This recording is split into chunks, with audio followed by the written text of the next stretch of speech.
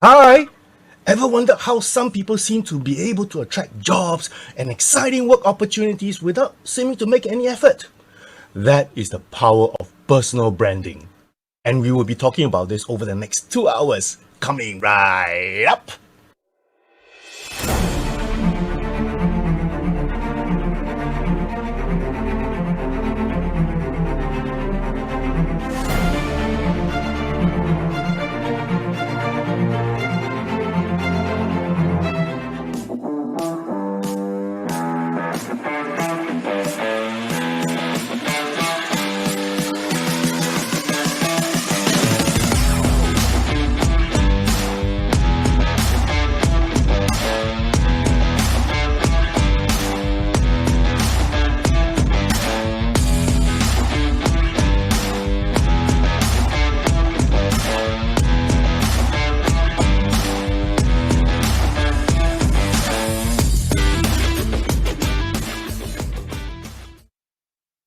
Hello, good afternoon, everyone. Can I have a sound check? Can you all hear me okay? If you can, please type into the chat box or say something that says, okay, can hear me? Loud and clear. Loud and clear. Very good. Thank you, Kelly. Everybody else, I presume, can hear me, right? Okay, very good. I see some familiar names here. So I was wondering, make some noise, turn on your webcam or your speaker, just say hi to everyone. You're on camera now. The start of the day, or rather afternoon, right? Okay. Hello, everyone. Wave, wave, wave, or at least in the chat box, or say something. Okay, we are gonna have a good 2 hours today together. So hopefully we all have a chance to interact with each other, not only with me, but also with each other as well. As you probably know from the blurb just now, my name is Yuan. So I'll be your facilitator for today. Okay, over the next couple of hours, we'll be talking about this topic called personal branding. Now, a bit about my own background. I've been a career coach for the I've had my own practice for the last 6 years or so. Right, I've been conducting workshops like this for WSG as well as other organizations on career-related topics. In fact, this particular topic of personal branding, I've been doing at least specifically for WSG for, I think, over 3 years now, 3 to 4 years. Most of the time, it has been through a full-day workshop. Okay, whether it's live face-to-face or whether it's on the web. And then I think in the last couple of years, I've been asked to truncate this into bite size, what I call bite size, like 3 hours, 2.5 hour sessions, like what you are attending today. Okay, so a lot to cover, a lot of things to do, but I'm going to try and make the things very, very relevant to you. I think those of you who have been in my previous workshops before, I tend to want to make it as simple and practical as possible for all of you. Okay, so that's my focus for today. Okay, now, you may also notice that you will see a double of me. So one on the big screen here, and then one in the speaker box right at the corner under the speaker, the view there. So the reason for this is very simple. Okay, I leave it up to you which one you want to see, because some people have mentioned that the main view here, okay, in the big screen, sometimes there's a lag, okay, between my voice as well as the words that came out. So if you feel that that's very annoying to you, you can actually switch to the speaker view. You just go onto the corner and select speaker view. Then you see my own view up there, and then you can enlarge that, and then that might be better. Although it's a bit blurry, the resolution is not so good in that speaker view. Okay, so I leave that to you as a choice to see which one you want to continue. All right, so what else is there? I think, yeah, there were about 200 people, 180, 190 people who signed up for today's session. So far, I think we have about half that are in here now. So probably typically like Singaporeans, we tend to come in later, so not to worry, all right? So I'll just continue. I think I'm going to pay respect to those of you who have turned up early. Okay, now the way we are going to conduct this workshop is very, very simple. All right, so what I'm going to do, because there's a lot to cover, I'm going to try and share with you as many practical hints as I can through the course. I'm going to ask you questions. I'm going to get you to think of things. And then at some point also, I'm going to get you to write certain things down for your own reflection. So what I would suggest very strongly is that you actually have some form of pen, pencil and paper, if we still use that nowadays, or, you have a space on your PC to type notes down or type reflections down. Okay. Is that all right? And those of you who really want to ask questions later on, by all means, you can do so on the chat box, or you can turn on your voice. Okay. But try and keep the questions relevant to the topic first, right? But don't worry, at the end of the session, I will give your time to ask other related questions, maybe under career or job search. Okay. So for those people who have come here just to listen to this topic of personal branding, you've got questions, by all means, ask them. Okay. Those of you who have got general questions about other areas, if it's okay with you, let me answer those towards the end. Is that all right? Okay. If is that okay with you, can you all just say either thumbs up or say yes in the chat box so that I know that you are there. Thank you, WGL. Good to see you again. All right. So that's the standard thing now. All right. So first things first, you guys are here to listen to personal branding, about personal branding. Okay. Now, first thing I must tell you is this. I am not a personal branding guru. Okay, so for those of you who are expecting really highbrow, fancy, atas things about personal branding, sorry, I'm not going to do that. Those of you who've been to my previous workshops before, especially on this topic, you will know that I try and keep it as simple and practical as possible. By the way, those of you who have actually attended this same topic developed by me, today's topic will have some tweaks and some updates, so you can still continue and listen, or maybe do a revision based on what you've been through previously. So that's the thing. All right, so first things first, what brand do you think of when you come across such products? Okay, so let me ask you. So let's say it's track shoes or running shoes or sports shoes. What is the first brand you would think of? Can you type into the chat box? Some people say Nike, what else? Nike, Puma, any others? Nike, Adidas, Reebok. Okay, so a lot of the brand names are there, right? Okay, very good. So you already got an idea, right? Once you think of sports shoes, these are the New Balance, right? That's a name that's coming up very quickly. Yeah. All right. So good. You have an idea of what brand, when you think about a little product. Now, everybody can travel now. Okay, so what is the airline you first think of when you are going traveling? Anybody? Emirates, somebody say, okay? SQ, all right? We are Singaporeans, definitely we always say SQ, right? SIA. Some people who are on budget airlines, who want to go budget airlines, what is a budget airline you would say? What is the budget airline you will type in? Scoot, okay? Scoot, Jetstar, right? A lot. So, again, we have ideas of the type of airlines that we want to go for, right? Air Asia is the other one.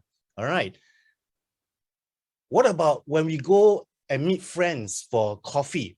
Okay. What is the name that you would think of when you are going for coffee and just to meet out your friends? Some people say Starbucks, Nylon. Well, Starbucks name brand is there, man. Everybody's talking about Ya-Kun. All right, TCC, coffee bean and tea leaf, okay? So we have all sorts of names that's already, Toastbox, thank you so much. All sorts of brands and names that's already in our head, right? When we think of certain topics. Now, let's bring our minds back now to people. People, okay? Previously, we were talking about products and services. Now we talk about people, okay? So imagine now that you are going to a very atas cocktail party. Now, relax, right? So we can go to parties, no group restrictions already. Yeah. So just imagine if you go to this party, all right, and you see this lady turn up. You know who she is right now? Okay. Those of you in my generation, you all should know, right? Who this person is, right? Okay, Zoe, 大姐, all right. So how would she make you feel? If you are at the same party, how would she make you feel? Just tell me, how would she make you feel when she's in the same party as you? What do you guys think? Okay, normal, great. Anything else? If it makes you feel important, very glamorous, very special. Okay, very good. Excited, someone, Patricia. All right. So by her presence, sometimes, she can give a certain aura, or she can maybe elevate or affect the mood of the party, right? Okay, so just imagine at this same party, remember I tell you this cocktail party very atas one, okay? At this same party, this guy turns up. Okay, so do you know who this guy is? Okay, you all know who this guy? Type his name into the chat box. Don't know. Jennifer don't know. Anthony Robbins. Okay, Anthony Robbins. Do you remember, or do you know who he is? Anthony Robbins is a famous public speaker, motivational speaker.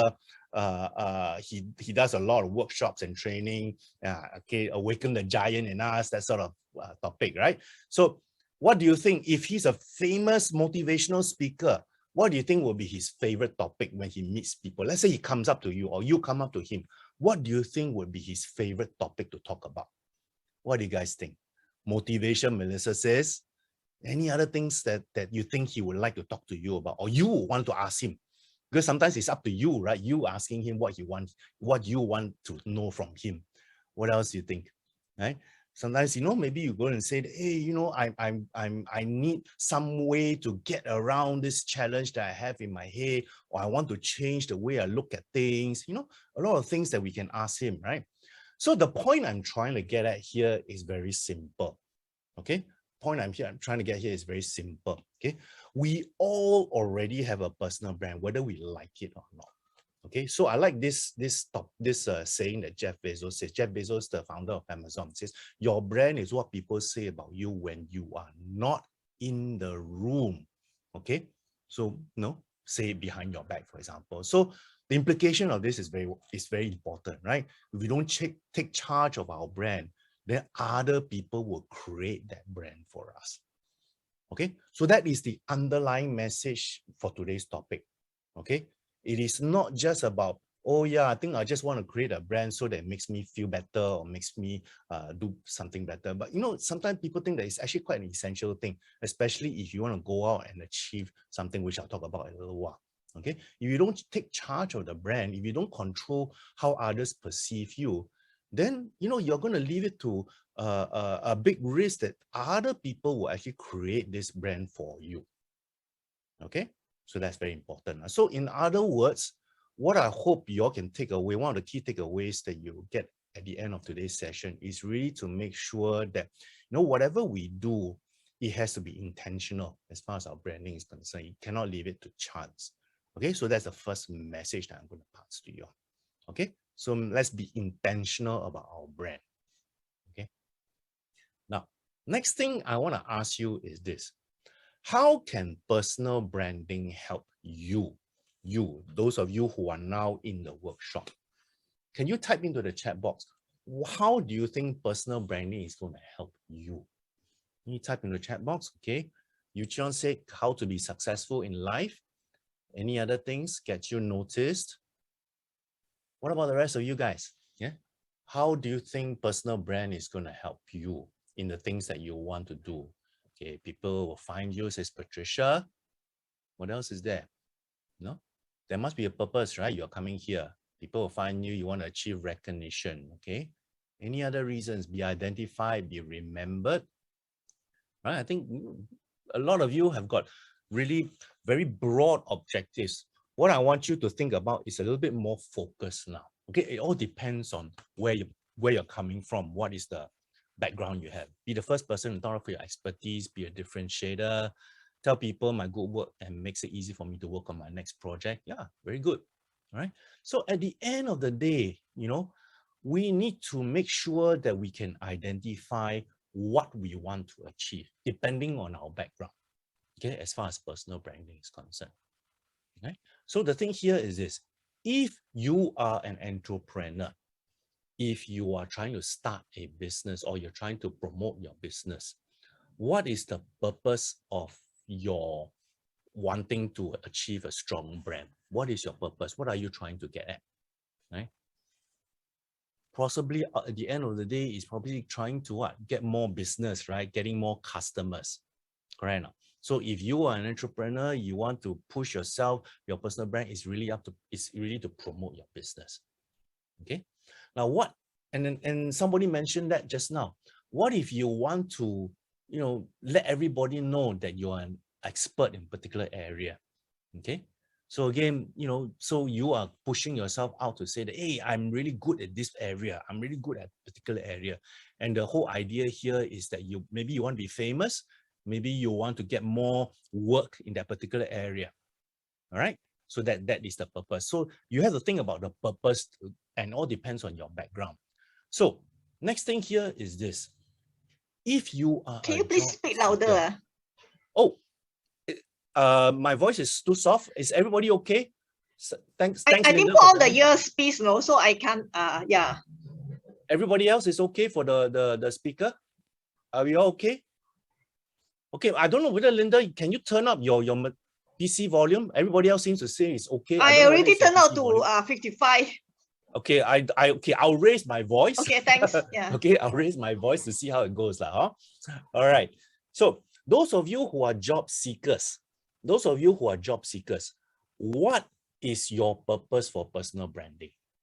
Can you all tell me? What is the purpose? If you are looking for jobs, what are you trying to achieve when you are getting personal branding? Okay, choose it to get hired. Any other objectives? To get job in a particular area, to stand out as a reference. Any others? What do you guys think? To tell people I'm good and I tell them what they need. For people to notice me, for employers especially to notice me, to stand out. Okay, very good objectives. But what can I suggest is you refine it even more. Okay, and I'm going to suggest something that maybe surprising to you all, but bear with me because over the next couple of hours, you will see why I'm saying this. Okay, so what I'm suggesting here is that I think a lot of you have got really good objectives there, but I want you to refine this to this particular area, right? If you are a job seeker, okay, having a strong personal brand is really to help you attract opportunities. Opportunities for what? Job opportunities, right? Okay, so that is the angle I'm going to go along the lines for the next couple of hours. Okay, how and what can we say in order to attract opportunities for job seekers? All right, so that's where the title of the workshop comes in. Okay, is personal branding for job seekers. And really, at the end of the day, if you look at it, it can apply to anyone who's looking for a job, but in particular, especially if you are looking to change careers, or if you are looking to attract opportunities from jobs that are not advertised, not in the public space, it's in the hidden market. Okay, so if you are looking for opportunities in the hidden market, that's something that's not advertised, or if you are looking to make a career change, then having a significant and strong personal brand will help you a lot. Okay, are we okay with this so far? This basic message? All right, so that is the key thing here. So at the end of today, at the end of this next couple of hours, I'm going to try and get 3 learning objectives for you. Okay, 1, how to best leverage your personal brand to your strengths and objectives. Okay, so that's one objective. The other one, identify who can help you and what you can say.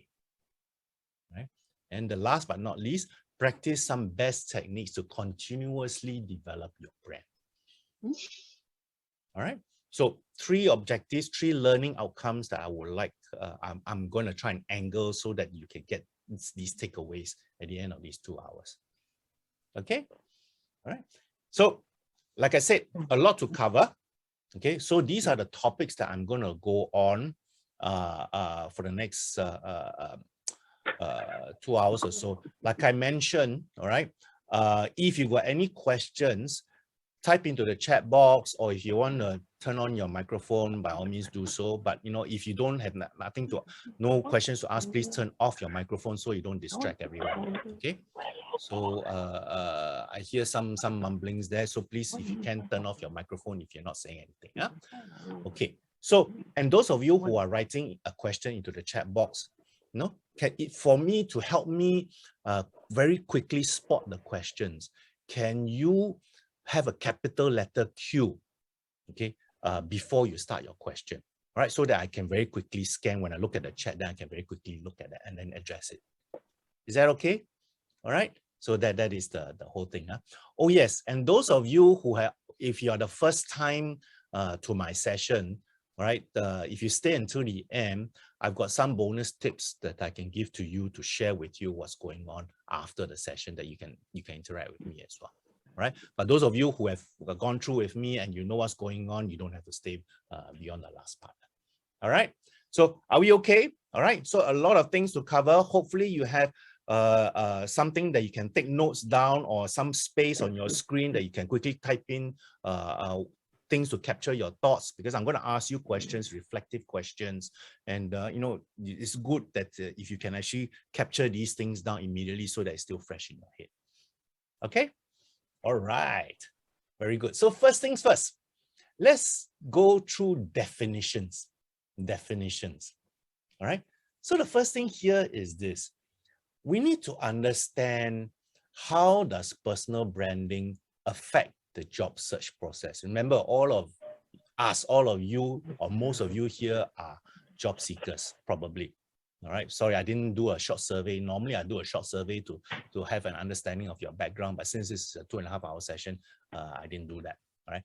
So if you're a job seeker and this topic is really about how personal branding helps you, so we need to look at how personal branding helps in the job search process. Okay, so that's the first thing we need to understand. So to boil it down very simply, right, the job search process really has 4 simple steps. Okay, it may seem daunting to you, but actually if you boil it down, there's only 4 simple steps you can do in the job search. Okay, so these are the 4 steps. Knowing yourself, knowing the world of work. Wow is the world of work. All right. What is the strategy you're going to implement in your job search process, and how you connect up with the employer, the last mile. Those of you who are in IT, you know the last mile, right? The concept. So you got 1, 2, 3, and 4. Okay. So let me ask you, where does personal branding, at which stage, 1, 2, 3, or 4, does personal branding have the most impact? Can you type into the chat box at which stage, 1, 2, 3, or 4, that personal branding has the most impact for you? Then type into the chat box and let me know. Okay, Suyin says 3. So somebody say all, so 1, 4, 3, 1, 2. Okay, Patricia, 2 and 3. Okay, so I don't know if it's going to be very surprising for you, but essentially, yes, some of you say it's all stages. Personal branding could have elements in all the stages, but essentially, it comes into play mostly in stage 3 and 4. Mostly stage 3 and 4.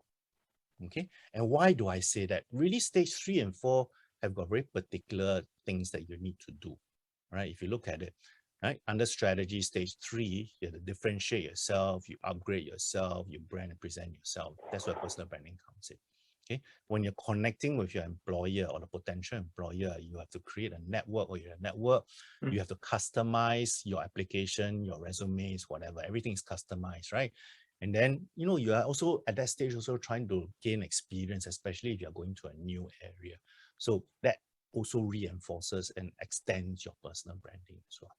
Okay, so those of you who have mentioned 1 and 2, yes, right, there are key elements, important elements in there, but essentially, right, 3 and 4 is where personal branding comes into play most strongly. Okay, so hopefully that's an understanding here that you all have. Huh? So how does personal branding help you in your job search? So that's one part of the definition. Okay, so we've gone through the job search. So the next thing we have to understand here is this. What is your goal? What are you trying to achieve? Okay, so this is where you start taking notes down, right? Writing down your own thoughts now, right? You don't have to share with everybody here if you don't want to. If you want, you can type in the chat box, up to you, right? But essentially, when I'm talking about goals, okay, what are you trying to achieve? What job are you trying to get? Okay, what industry are you trying to go for? Sometimes maybe location comes into play, okay, if it's an important factor for you. And by when do you want to get this? Don't say ASAP, okay? Because that doesn't make sense, right? And personal branding takes time. So let's say, you know, what's a realistic 3 months, 6 months, you have to decide, but don't say ASAP, it's too vague, okay? So what I'd like you to do, maybe for the next couple of minutes or so, just give it a try here, all right? Write down, whether it's your PC, on a piece of paper, what job, what industry, what location, and by when you want to. So these are your goals, right? These are the things that you're going for, all right? Then you'll try this, all right? Then I'll come back. And those of you who want to share in the chat box, by all means do so, all right? But you don't have to, because this is your own goals. This is your own goals, okay? I see you guys in about a couple of minutes now. So now it's 14:25. Let's come back at 14:28, all right? I see you in a while.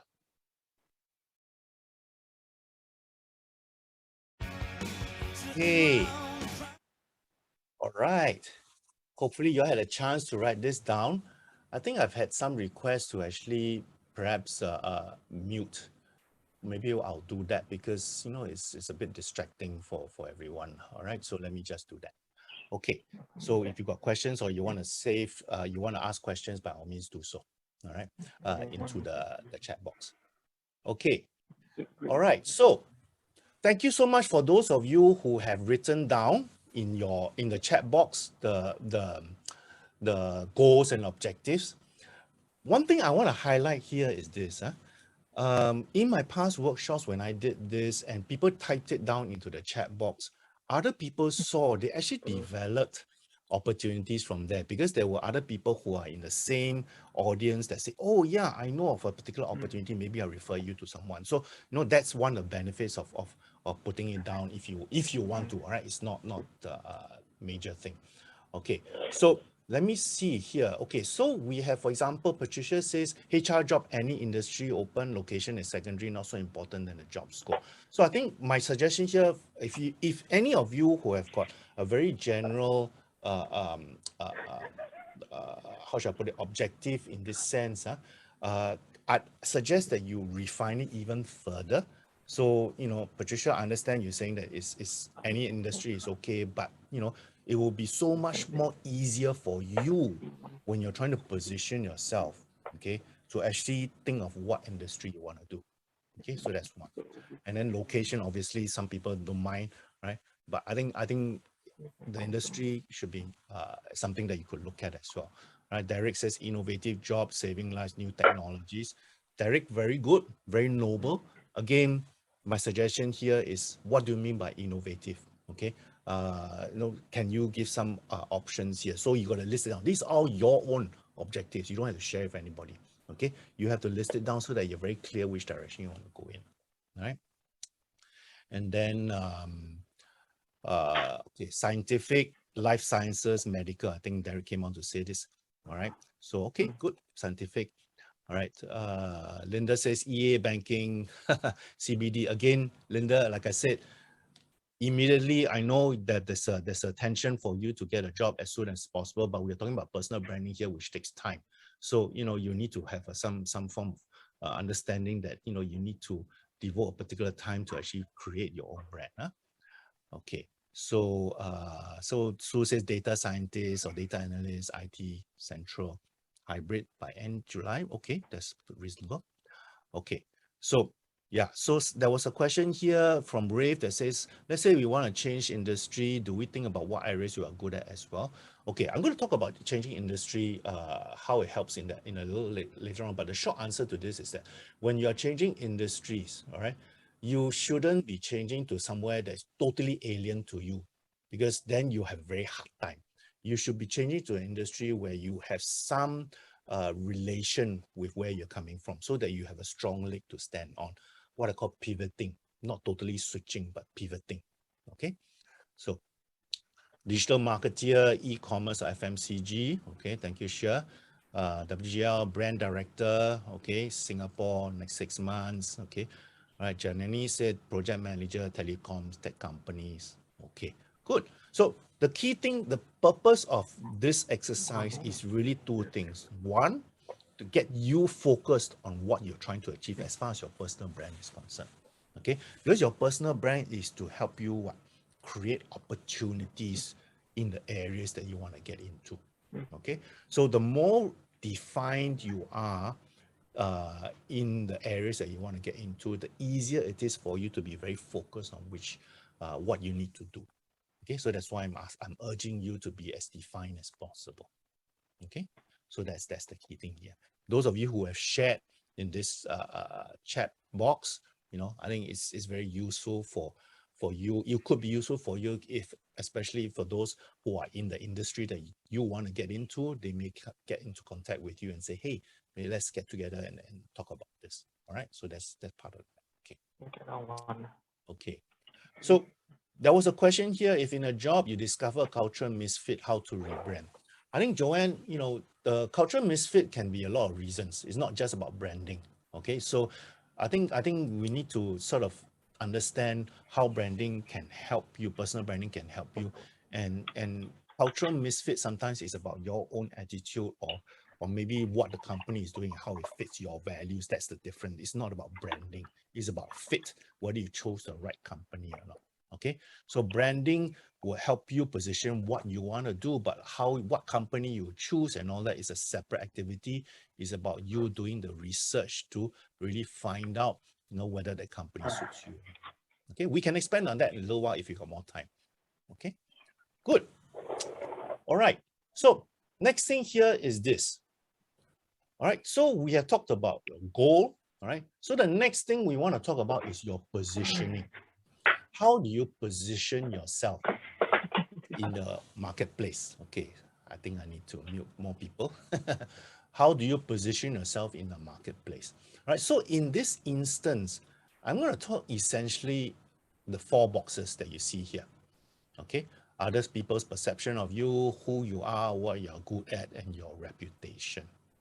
All right, so let me focus on these 2 boxes here: your reputation and what you are good at. Okay, let's focus on that. So remember, I want to come back to this slide that I shared, that what Jeff Bezos says: your brand is what people say about you when you are not in the room. Okay, now in this next activity, okay, normally when I have more time, I actually tend to break you all into small little pairs or trios, and then I get you all to Google. Use your good friend Google and Google each other's name and see what comes up, right? That's usually a fun activity, right? But in this instance, we don't really have the time or the bandwidth. So what I urge you to do is to try this exercise out with your friends, your family members. Tell them to Google your name. Or if you want right now, okay, maybe I urge you to do this, okay? Google your own name. Google your own name, okay? Type down your own name in the Google search and then see what comes up. What is the impression created when you Google your own name? Okay, so you know, things like, you know, the impression you find from internet. What is your specialty? What are you known for? Now, for those of you who say, "Alamak, you know, why everything about internet and all that sort of thing?" That's the reality for today. So many things are done on the internet. Job search, people, recruiters looking for you. Most of the time, they're doing it online as well. Okay, so you cannot escape this fact. I know it's not fair, all right, especially for the older ones amongst us.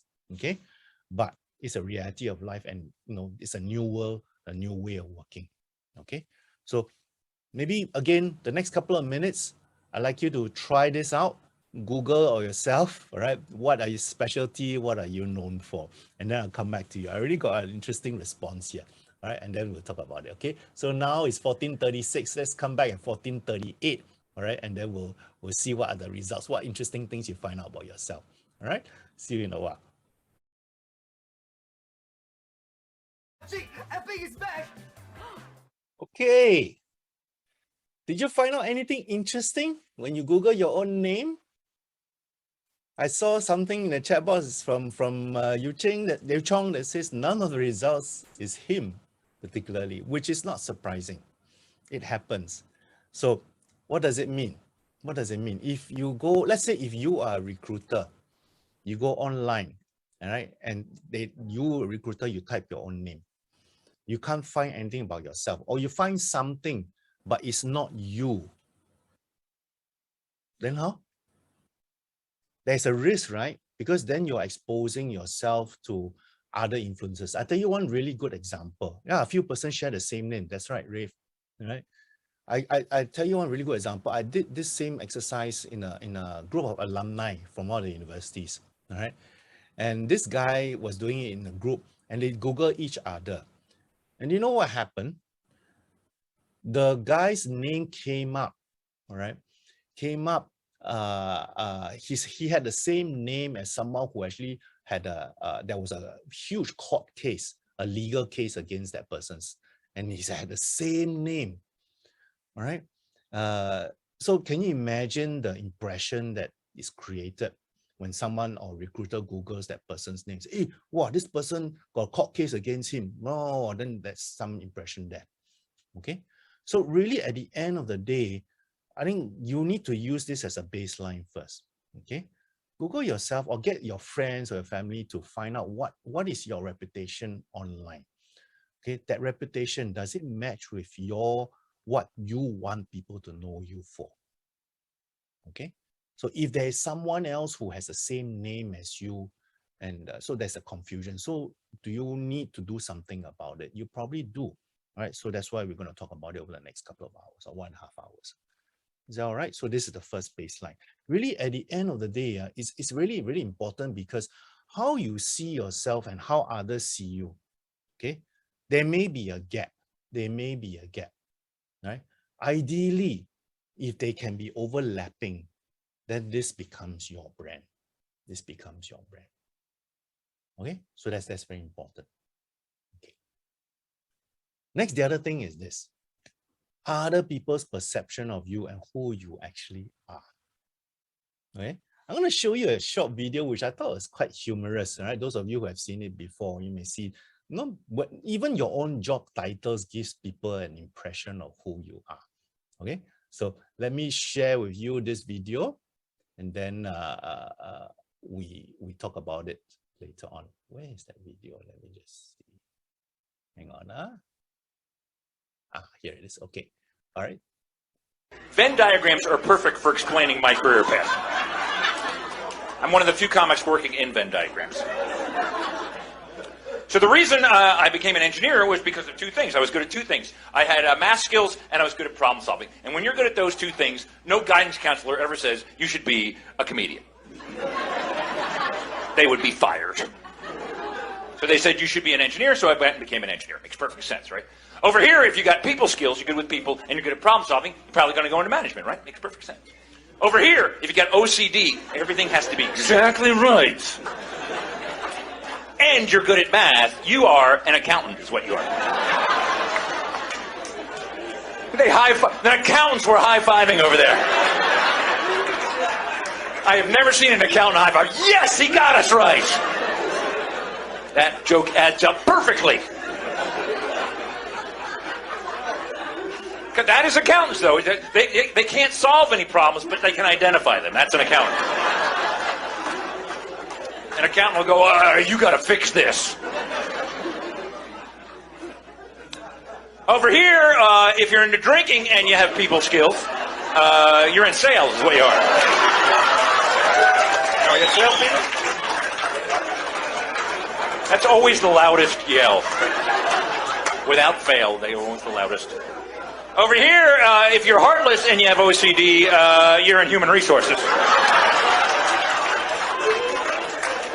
No heart whatsoever. And if you're heartless and into drinking, you're a lawyer. Okay.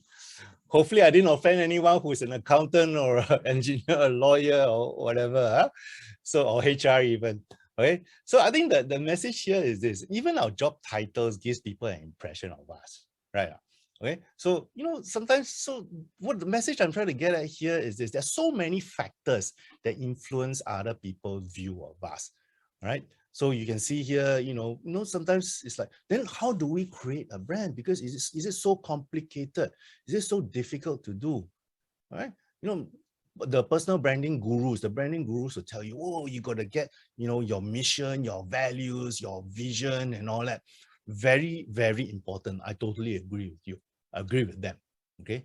But can we simplify this? And that's has been my mission, to simplify things for my clients, people like you who attend my workshops. How do we then simplify all these things to sort of tell people who you really are? Okay. And the best way I have found over the few years that I worked with people, okay, and even for myself as well, all right? So the best way I have found that creates a very useful brand for us is really look at how we help other people. How we help other people. If you think about it, right? When you help other people has an impression of you, okay? The way you help people, you are leveraging on your strengths, your skills, your expertise, right? So it becomes a marriage of both sides, right? So if you can help people using your skills, your expertise, or the way you do it, right? It creates an impression from other people, okay? So that's why to me, right, one of the strongest and most effective way of branding ourselves is really to sort of look at how we help other people. Okay, so that's one of the key messages that I hope you can take away from today, right? So those of you who have been to my workshops before, you have seen this notion, okay? Employers by nature generally are risk averse. They don't like to take risks, okay? So when they are hiring you or hiring anybody to work, right? They always think, I don't want to take too many risks or too much risk with this person. I hope he can come in and jump in and help me with whatever things I have. Okay. So if that is the case, then what you need to consider, all right, in your job search process is really you have to position yourself. Okay, this is what you talk about personal branding. Right? Position yourself as an asset, not a risk. As an asset, not a risk. Okay, then how do we position yourself as an asset? What can we do? What can we do? Basically, I'm suggesting, can you position yourself as someone who solves other people's problems? So hopefully you see the linkage here again. Okay, so remember what I said earlier on. Okay, personal branding is about how you help people. Okay, because that creates an impression, right? So for you to be able to create a very strong personal brand, for you to be able to know what you can do, then you need to think about what problems can you solve. Then you go out and help people to address those problems.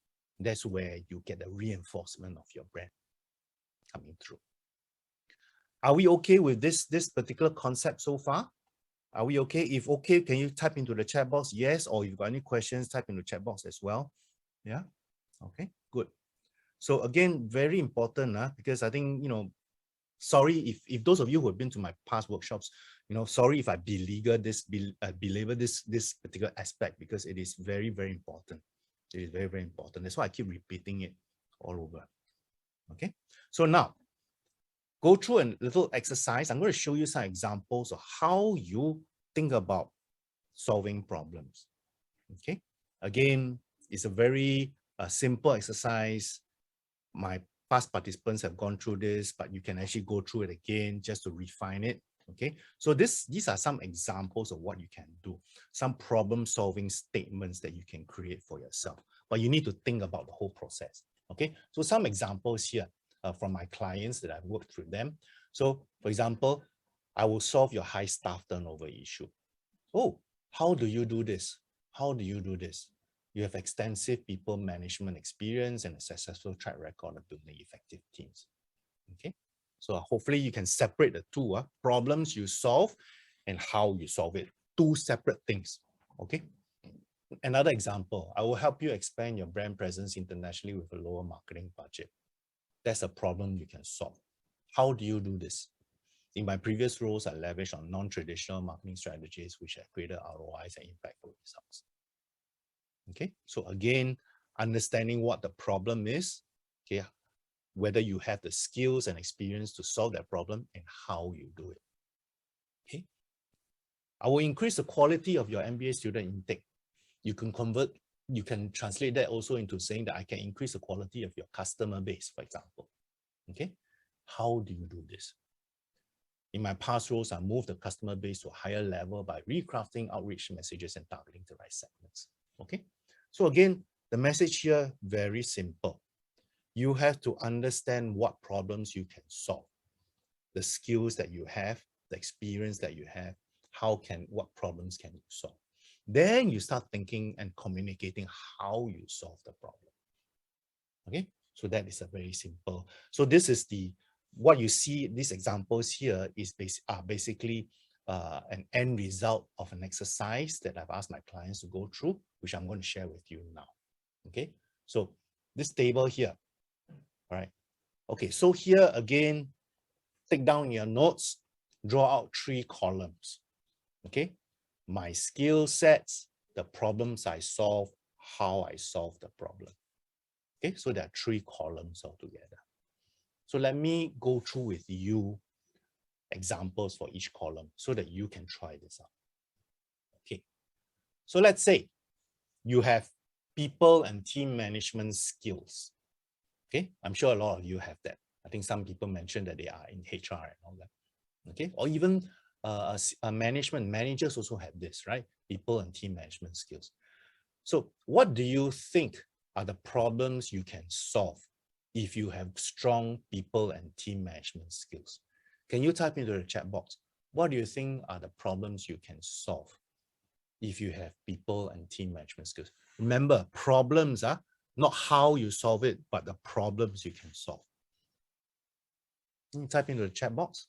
Let's see whether we are on the right track, because it's really important that you understand the differentiation. Okay. So yes, conflicts in a team is a problem. No, conflict management is the way you solve it. Okay, Patricia, what is the problem? The problem is conflict. Okay, so low morale, conflict, not conflict resolution, WGL. Resolution is a way you solve it, but conflict is the problem. Okay, motivating the team. So Lee Boon, how do you motivate the team? What is the problem here? The problem is what? What is the team doing? So you got to understand what is the problem first. Okay, because Lee Boon, I think you're more or less describing how you're going to help, but what is the problem? What is the problem? Okay, poor response from the team. Yeah, could be. So maybe the team is not performing, right? Poor performing teams, right? Managing poor performing teams, right? Could be a problem. Okay, no teamwork. Yeah, poor communication. Yeah, right. So very important. So I need you all to understand this. High turnover rate, very good. That is a very distinct problem. That is a very distinct problem. Okay, so good. So you are on the right track in that sense. All right. So people and team management. So in this case, problems could be minimize or solve high staff turnover. Okay, high staff turnover. Minimize or solve high staff turnover, because that's a problem, right? So then the question now you think is, how do you solve this problem? How do you solve this problem now? Okay, so type into the chat box. What do you guys think? If you have strong team and people management skills, you can solve, that's one of the key problems you can solve, right? Solve high staff turnover. How do you solve the high staff turnover issue? Tell me, give me examples. How do you solve high staff turnover issues? Type into the chat box. Okay, you motivate. Okay, so maybe you want to be a bit more specific as to what do you mean by motivate. Regular staff meeting. Regular staff meeting is a process, right? So what are you trying to achieve in a regular staff meeting, Cheeky? Right? Are you trying to get people together, create team harmony, understand reasons, engage team to understand concerns and issues? Yeah. All right. Investigate why staff wants to leave. Listening. Okay.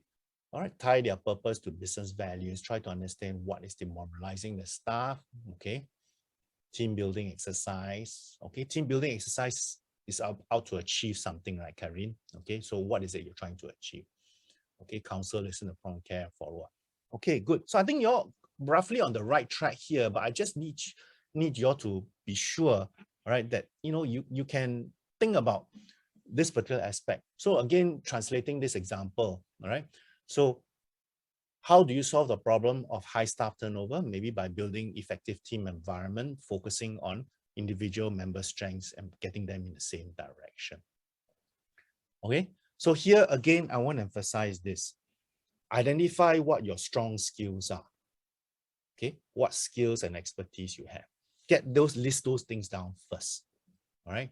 Then you start looking at how those skills and experience help solve problems.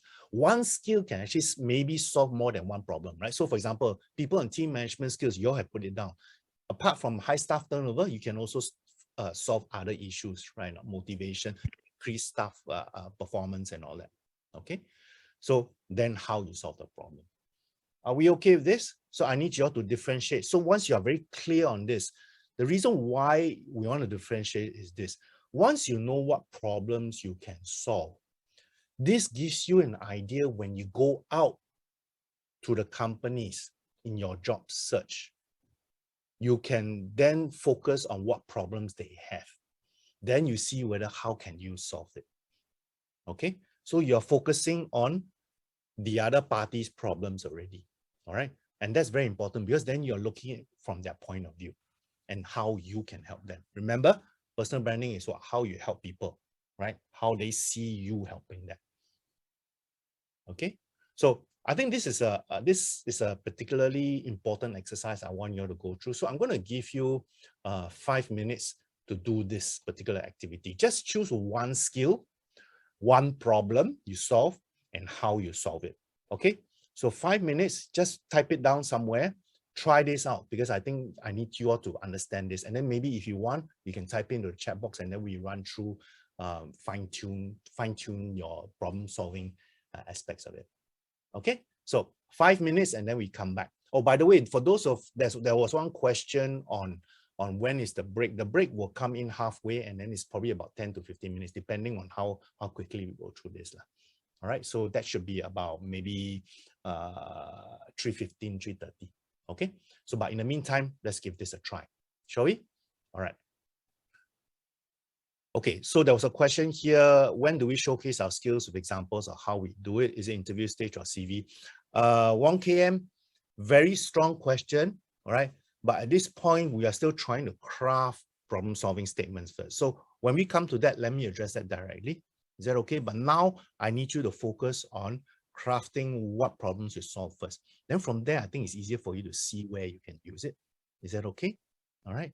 I'm not. I will address this question in a little while. But I think let's focus on this particular area first. Okay. So I see you guys in 5 minutes.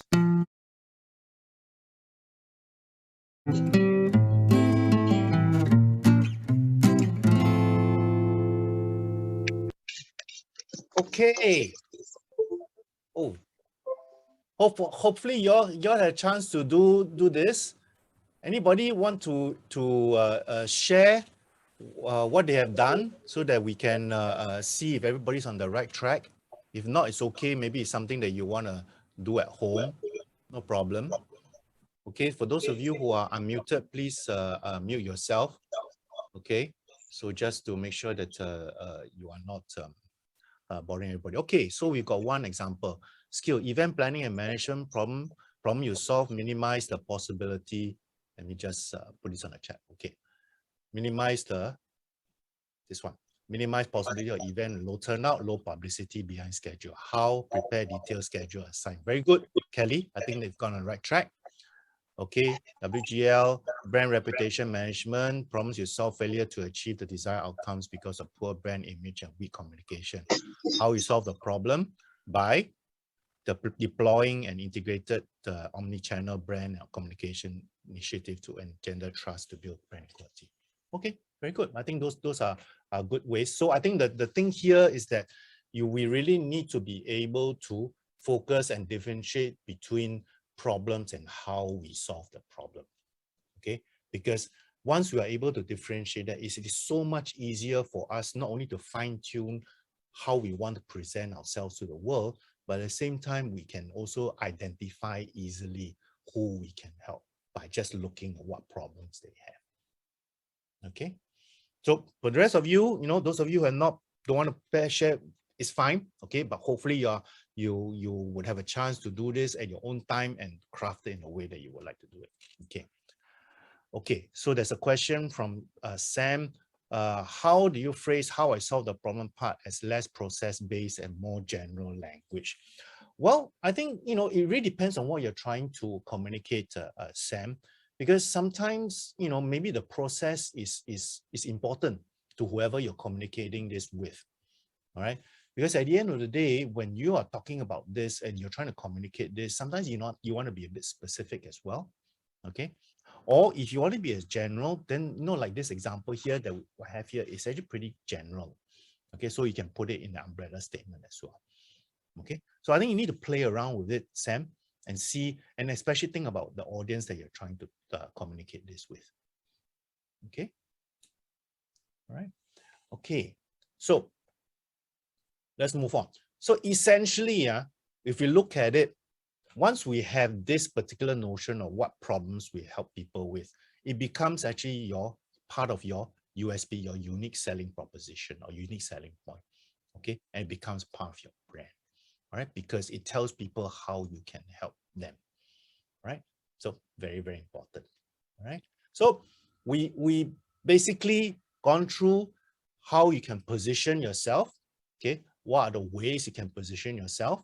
All right, and then essentially we've addressed the first part, which is how to best leverage on your personal brand to your strengths and objectives. Okay, so now time is just 3:04. All right, so we've gone through 1 hour, just slightly over an hour of this process. We probably have another hour or so to go. Why don't we take a short 10-minute break? 10-minute break, a short coffee or tea break or whatever you want to call it. All right, and then we come back, we continue with the next portion. The next portion here is how we communicate with the rest of the people out there. Okay, so I see you guys in 10 minutes. All right.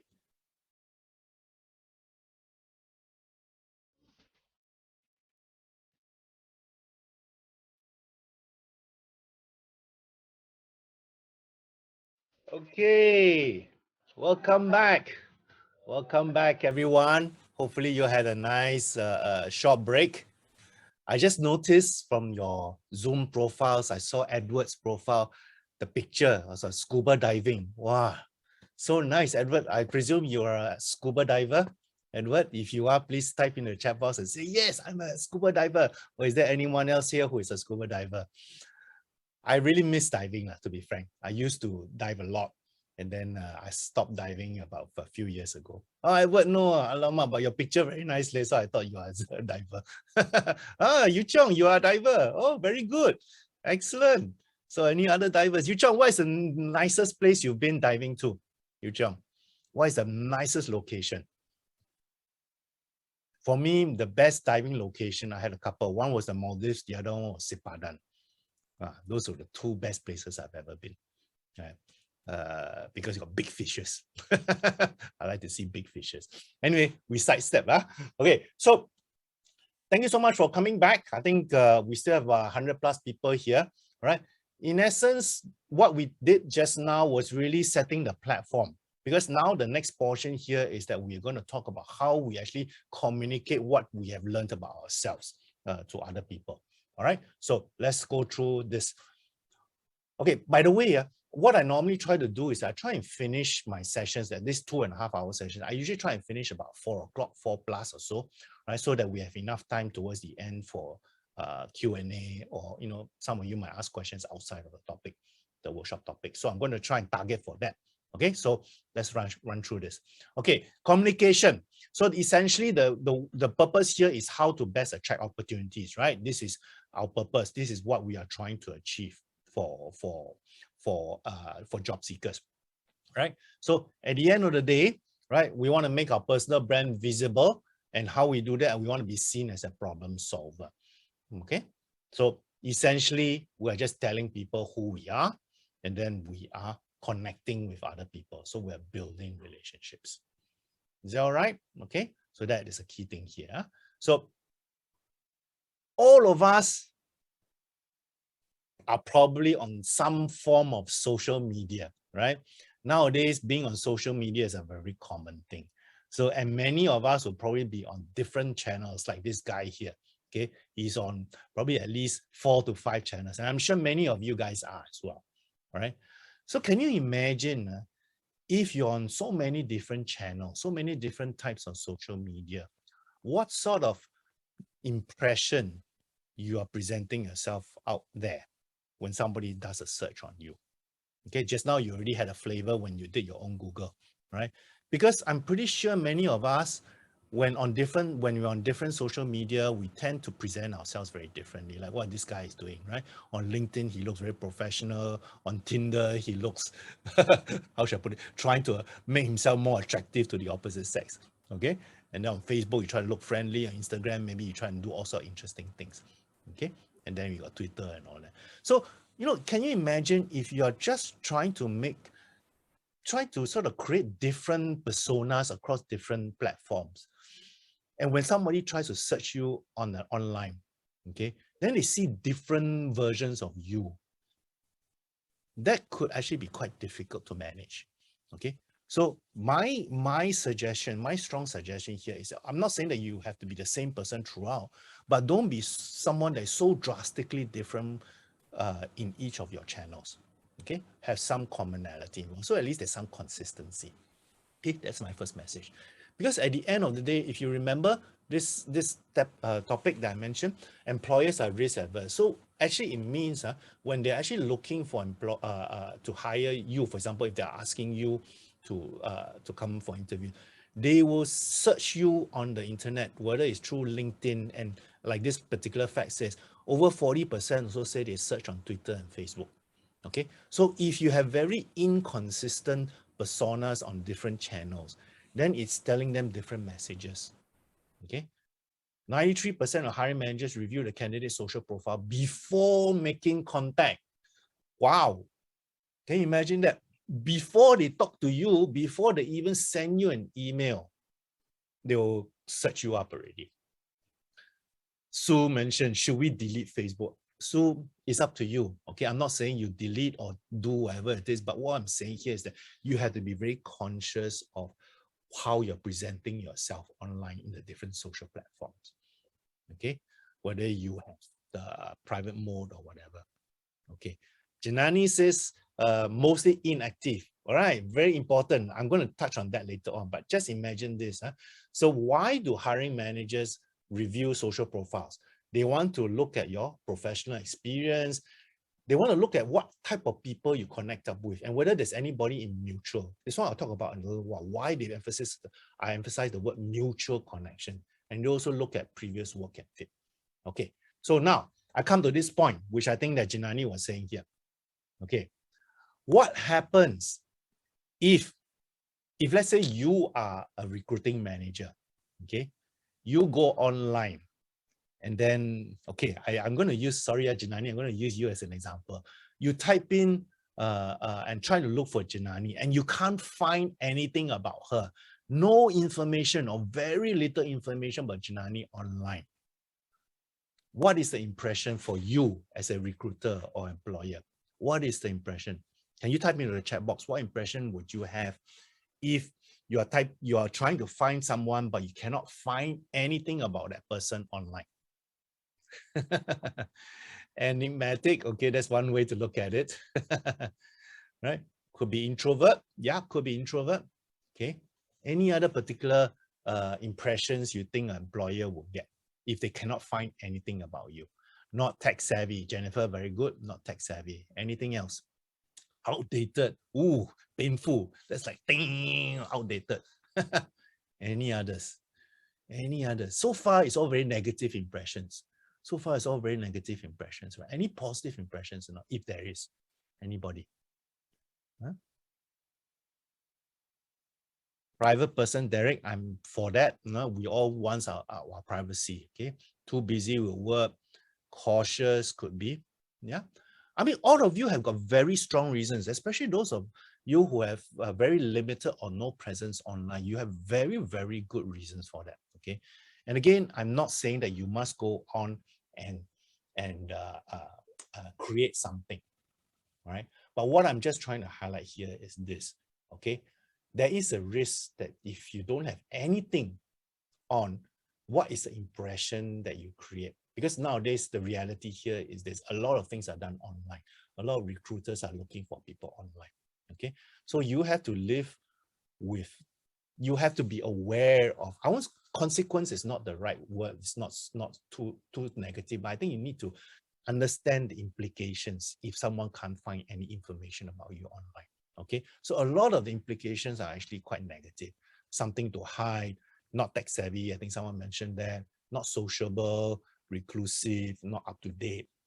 Mystery is probably the most positive word I can think of right now.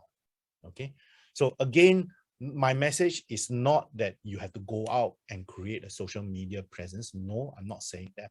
What I need you to understand here is this. Okay, if you don't have, what is the impression you are giving to potential employers? Okay, because once you're aware of that, then maybe you maybe start thinking, maybe, okay, I don't want to be like a influencer where I have a lot of things online, but maybe you still need to put out something that tells people roughly who you are and what you do.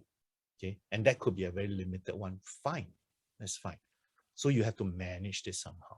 But again, it's a personal choice for you. Because I know some people say, I don't care. No matter what happens, I'm not going to have anything on myself on social media, which is fine. That's it. But the reality here is that many people search. Okay. Now, what I'd like to then suggest is that if really we want to be very conscious about managing our careers, remember we're talking about careers here, then maybe one of the minimum platforms we need to have to be on is LinkedIn. Okay. So whatever, maybe other social media and all you don't have, but if you really want to promote yourself and you really want to have a brand, because that's all what you guys here are for, right? To understand personal branding and how it helps you. Because at the end of the day, if you don't have any social media platform, no internet presence, then your attempt to create a personal brand is going to be very, very difficult. Because the reality nowadays is that everything is online. So you need to think about how then you present yourself online. Okay. At the very minimum, if you're conscious about your career, then please take a look at what's happening on LinkedIn. Now, I'm going to go through with you over the next few slides, some key points about LinkedIn, but is this not a LinkedIn workshop? Okay, so I saw a question from someone, WGR, asking me whether I should do a full day workshop on LinkedIn. Let me think about this, okay? Or you can propose to WSG, because I think there are a lot of people who are doing workshops on LinkedIn, a lot of information about LinkedIn. Right, so I'm just going to be repeating what a lot of people are saying anyway. So I rather not repeat it. I want to angle it in such a way that it's actually much more relevant to you guys and much more practical for you guys as well. But anyway, let me think about it. Okay, so for LinkedIn, over the next few slides, I'm going to talk about a few key points. Number one, how do we use LinkedIn to tell who you are? Okay, what you're good at, okay, what you want to do, right? And how do you use LinkedIn to build relationships? Okay, so those are the 4 areas that I'm going to touch on for LinkedIn very quickly.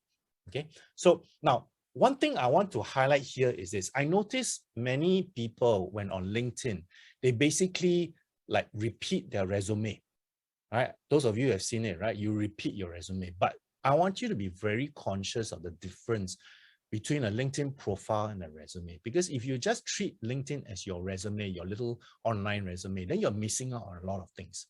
You're missing out a lot of things. Okay, so because the LinkedIn profile allows you to do quite a few things. Okay, again, I don't have time to actually get you all to think about what these are, but I'm just going to list this down so that you can think about this. So essentially, your LinkedIn profile, right, is targeted at all employers, right? Whereas the resume, you have to customize it for each particular employer that you're sending it to. So that's one key difference. Now, the LinkedIn profile can actually give a lot more information, a lot more detail than just the resume. Because resume, you know, your rough rule of thumb is that you only do 2 pages at most. Okay, so profile, you can put in a lot more.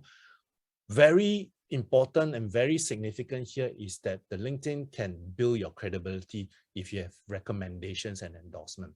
That is very, very useful. Okay, you can't see that very clearly in the resume. Okay, LinkedIn allows you to create connections, build your network, and very importantly, LinkedIn allows you to build your expertise. Tell people what you're good at. when you share knowledge, when you share information. You can't do that on the resume. So those of you who are treating LinkedIn like a resume, I urge you to rethink this and try and expand on your thoughts to see that actually LinkedIn, I can do a lot more.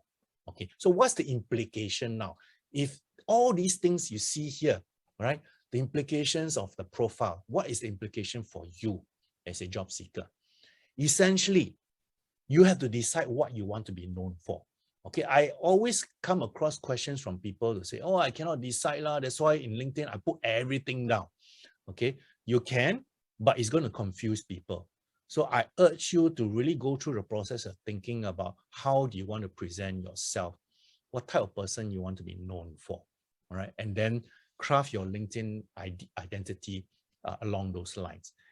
Looking at the exercise that we did earlier, right, about what problems you solve and all that, that will give you an idea of what type of person that you want to create for yourself. You have an opportunity to brand, because you've got recommendations, you've got endorsements, you've got knowledge sharing. Okay, you can brand yourself. You have an opportunity to build relationships online through LinkedIn, right? And you have an opportunity to reinforce and build your expertise, what you want people to know you for. Okay, so those are the implications here, right? So now let's go into the so-called nitty-gritty stuff here. All right. So I'm going to use my own example. I'm not saying that this is a perfect LinkedIn profile. By no means, I never say that, okay? But I just want to use my profiles to sort of highlight a few key things. Can you type into the chat box, okay? If you look at my profile, what are the things that jump out to you? Can you type into the chat box? What are some of the things you see in my profile that you think you could use? Okay, Chris says acronyms, okay? I'm going to explain the acronyms later on. Certifications, Sue also says. Anything else? Accreditation, my credentials, take charge. What are some of the things that jumped out at you? You said that, hey, maybe I can adopt or adapt. Profile pic and lengthy acronyms, connections. What else? Anything about the about section? URL in the banner. Okay, profile pic. Profile. Okay, so a bit about the picture. Okay, so let me sort of go through. I think some of you have got this. All right. So the picture, first of all, it really depends on what sort of person you want to present yourself. Because sometimes you want to be casual, you want to present yourself as a person who's smart casual. Then maybe you don't need a coat and tie. So it all depends on the image that you present. Okay. The other thing I want to highlight here is this. A lot of you have mentioned about my acronyms, my certification, and all that. Now, not everyone knows this. Okay, what FCD stands for, what GCDF stands for. But for those of you who are interested in that area, you will know what it stands for. So I'm not putting it there to show everyone, but I'm putting it there to show the people that I'm targeting. So for example, FCD is facilitating career development. So I'm an instructor, I'm a career coach instructor. So I'm telling people that I'm certified instructor to deliver those things. Okay, CCSP is another credential, career coaching credential. Okay, so I'm targeting people who are looking for someone to coach them as a career coach. Okay, so that's one. The other thing that I want to highlight here is my LinkedIn profile, the URL. Okay, I shorten it so that it's easy to remember. Okay, so those of you should be able to do this. Then the other one is this in the about section. Okay. In the about section, I don't repeat my resume. Okay, I basically add in things about what my passion is, how I help people, what problems do I solve. Okay, so those are the key things that I put in. All right, so the whole purpose here is really to make sure that I use a LinkedIn profile to reinforce my personal brand and use the unique selling points, the statements, and some keywords that's relevant to the industry that I'm targeting. Okay, so that's the first point. Hopefully you all got that. All right, so that's one. All right.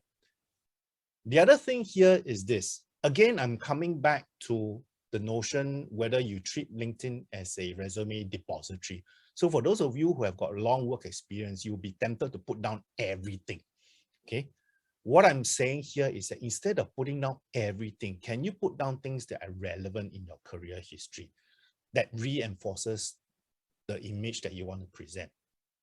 Okay, so again, you know, put down and highlight the accomplishments that you have so that people see, okay, you know, this person is particularly strong in this area, he's done a lot in this area and all that. So emphasize those parts of your history. Okay, recommendations, again, you know, this is part of showing people what you are good at. Okay, and if you have recommendations, get people to talk about your problem solving skills. All right, now the question I want to ask you all is this. Okay, who would you ask for recommendations, to write recommendations for you? Who would you ask to write recommendations for you? Can you type into the chat box? Who do you think will be good people to write recommendations for you in LinkedIn? Anyone? Remember, recommendations takes a bit of effort. Huh? Clients, colleagues, yeah, ex-boss, right? Boss, ex-boss, supervisors. Yeah, you're right. Okay, so really, basically, these are people that have worked with you, who knows you. Okay, so you're not asking some stranger to write for you. So for those of you who have some concerns about how can I get people to write recommendations for me, if you're approaching people that you know well or they know you well, then you shouldn't have any problems getting them to write recommendations for you. Okay, so just remember, if you have difficulty getting people to write recommendations, maybe part of the problem is that you're approaching the wrong people. You should be approaching people that knows you, that trust you, that know you well, that you know well, so that they should be happy to write a recommendation for you. Okay, so that's the first key thing. Okay, Janani, sorry. I think you have to break out of your shell if you really want to present yourself in terms of a brand. You know, you got to ask maybe the close friend or someone that you trust, someone who knows you to write the recommendation for you. That's the first step. Once you get used to it, I think the momentum will flow from there. Okay, give it a try, Janani. Okay. What you are good at. LinkedIn, one of the unique properties for LinkedIn is the ability to share and contribute knowledge. Okay, so those of you who are good at writing articles, by all means do so. If you are not, it's fine. Just share articles that you have seen. Okay, and then put your points down, put your thoughts down. It's also okay. So you don't have to write your own articles if you don't think you're good at it. All right, because at the end of the day, this particular weapon in LinkedIn is very, very powerful to build credibility and speciality. Okay.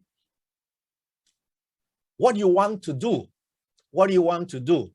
So really, at the end of the day, by joining relevant groups in LinkedIn, by following companies, target companies, is telling people what type of job you want to go for, what type of company you want to go for. Okay, so be very conscious when you're actually putting all these down in your LinkedIn groups. All right. So, wow, Derek is saying you can also pay people to write a recommendation for you. Okay, I'm very surprised at that because you shouldn't need to pay, to be frank. Okay, you shouldn't need to pay. All right. So by putting down relevant groups and target companies, you're actually you're telling people who you're interested in. And then also when recruiters search for people to fill their vacancies, when you type it in, and if you are following the company or particular group, your name, the chances of your name coming up higher in the search list is better as well. Okay, so that happens. Huh? So some of you may be actually doing this already. Okay, in the LinkedIn profile, there is this button, right? You see the arrow that says open to. If you click on that, okay, you can say open to work. Okay, so you can type in down open to work, and then so that people knows that you are open to new opportunities. Okay, the other bit here is also making sure that you establish what career interests you have. Okay, so again, under the career interest portion, you open up that menu and just click in what you want, what type of career interest you have. Okay, whether you're open to new opportunities or not. All right, so career interest.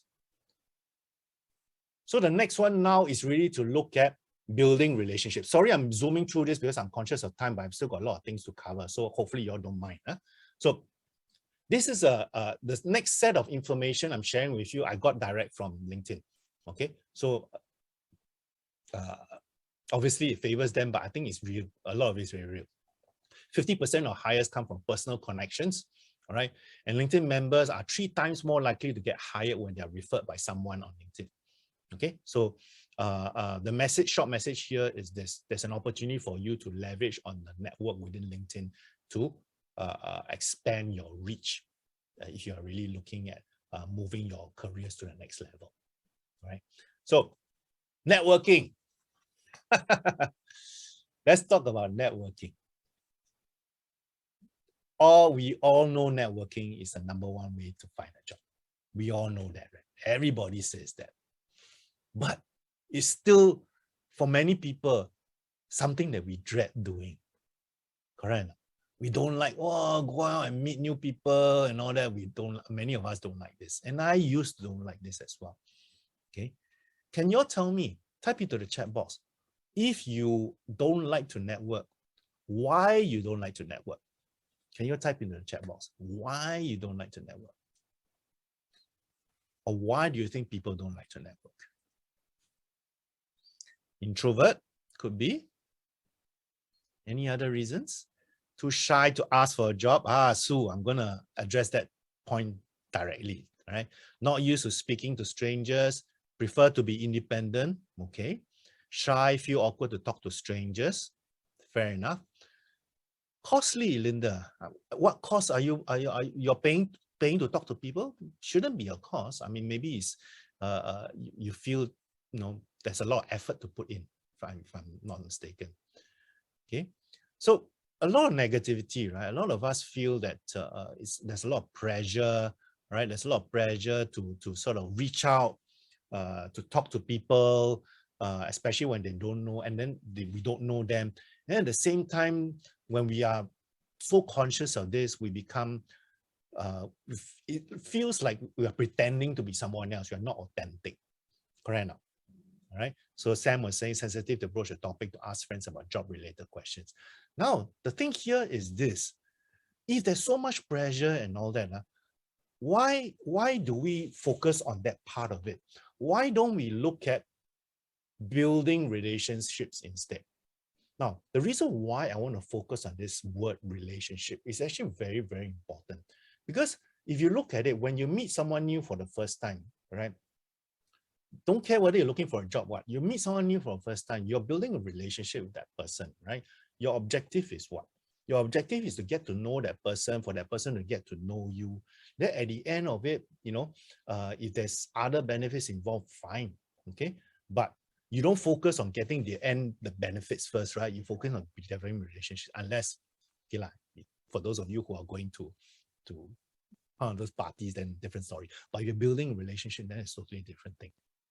Okay, so what I'm saying here is this: online, offline networking possible.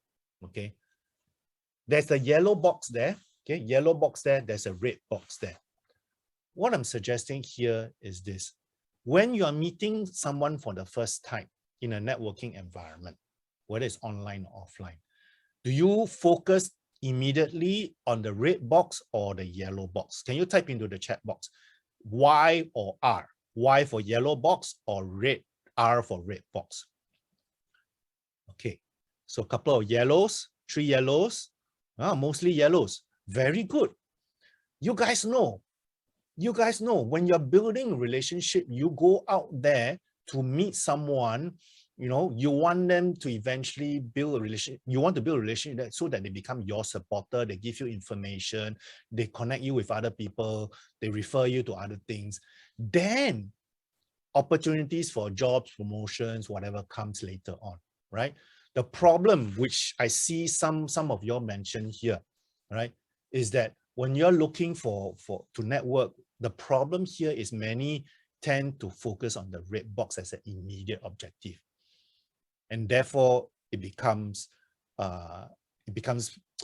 inauthentic, okay? It puts a lot of pressure not only on you, but also on the other party, okay? So my short message here is this: when you're going out networking, focus on getting to know the person. Don't focus on asking him for a job.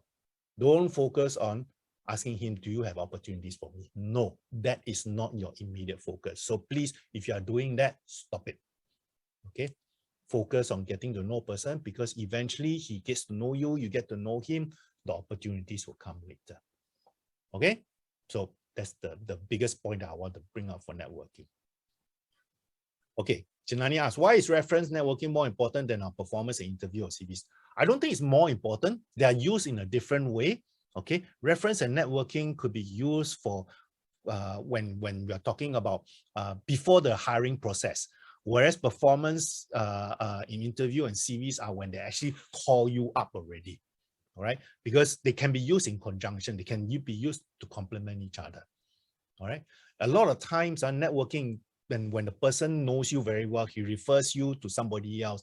He may give that person a strong recommendation about you, and that person is swayed, and therefore he calls you in for an interview. So it could be complementary to each other. It's not either or. Okay, it can be used complementarily.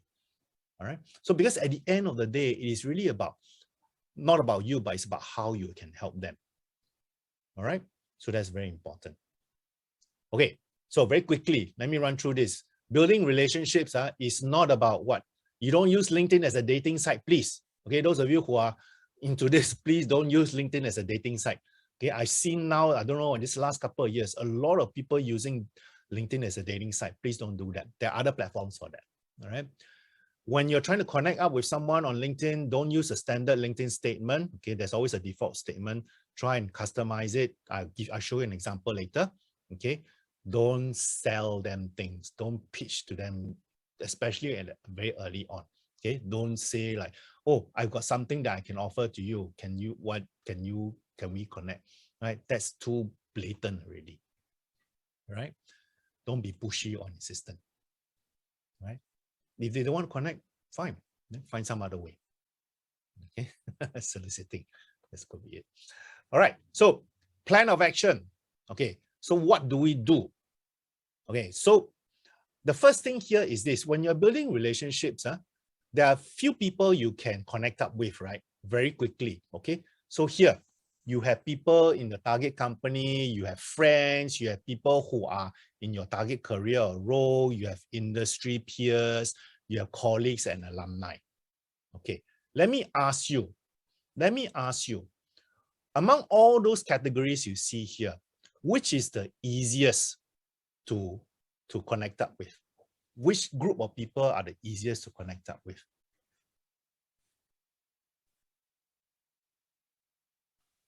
Anyone? Okay, type into the chat box. Friends, colleagues, alumni.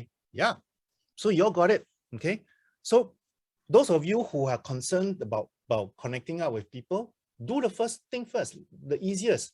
People who you know already, people who you have worked with, all right, people who are in the same school, then they will connect up with you easier, right? So you can see here, I've just suggested ranking. One would be the easiest. Probably the least easiest would be the people in the target company industry, but we have a way. All right.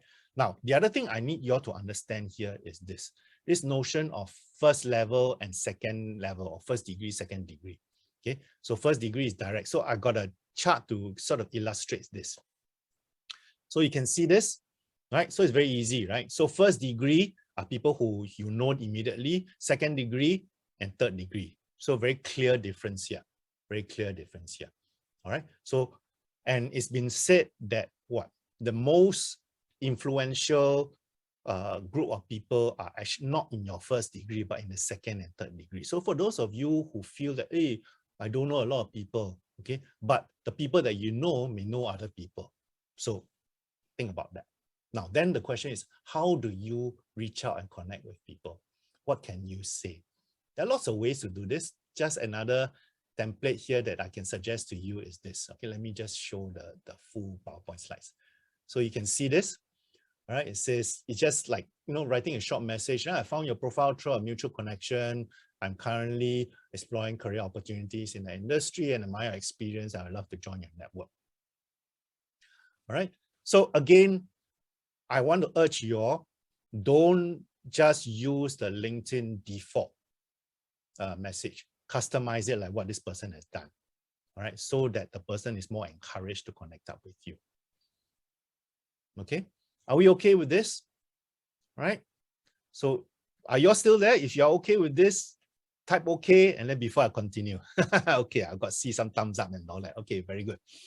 All right, so how do we connect up with, again, just go through the LinkedIn search bar, and then you just find whether it's by name, company, location, or keyword. All right, so some default stuff here. Okay, so now it's 3:48. Okay, I've still got a few more slides to go. I think if I can power through this, all right, then later on I'm going to give you a break and then a time to sort of ask questions. Is that okay? All right, so the next portion here, which I want to sort of spend a few minutes on, is the plan to build a network.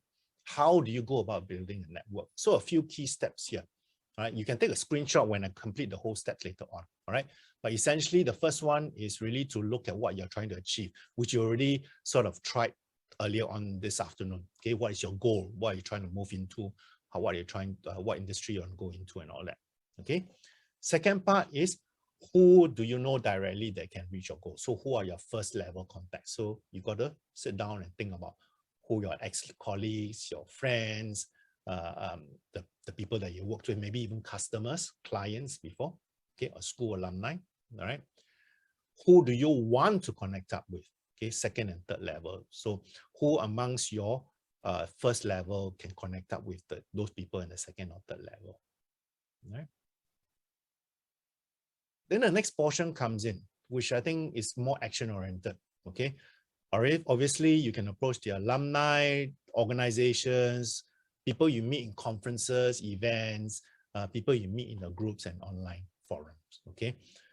When you approach them, basically emphasize, think about when you're developing relationship, right? We talked about this earlier on. How can you help them, all right?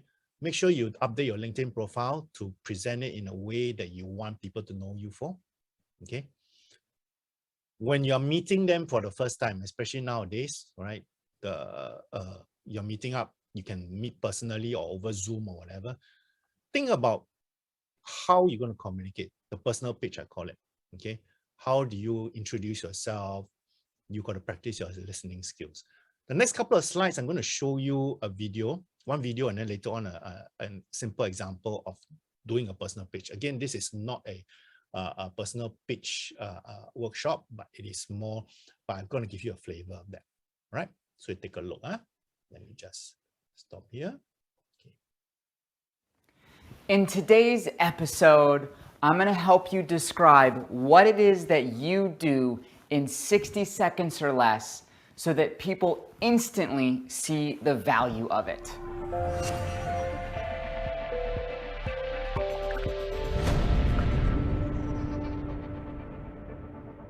Hi there, my name's Max Simon, the founder of Big Vision Business, and welcome to the show. I'm so glad you're here.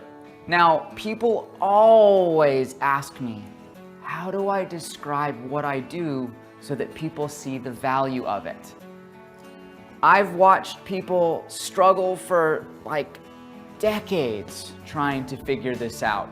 I mean, you just make it way more complicated than it needs to be. So today I'll break down that's right, only 3 simple steps to help you nail it once and for all. Step number 1, forget about trying to describe everything that you ever do in one sentence. That's right, forget it. Like, it's kind of ridiculous, right? To think that you can take everything you do, the immensity of it, and distill it down into one sentence. It's not what I do.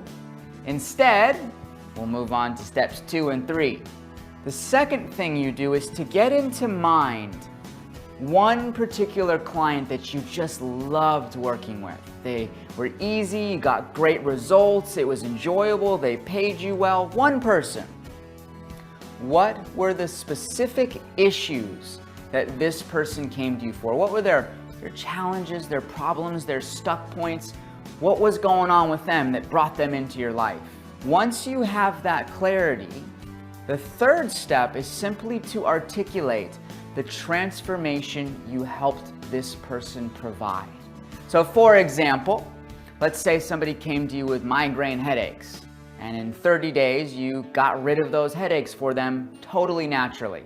Well, you might say to someone who has headaches, I can help you relieve your migraine headaches in 30 days or less, all natural approaches. Sounds pretty simple and kind of sexy, doesn't it?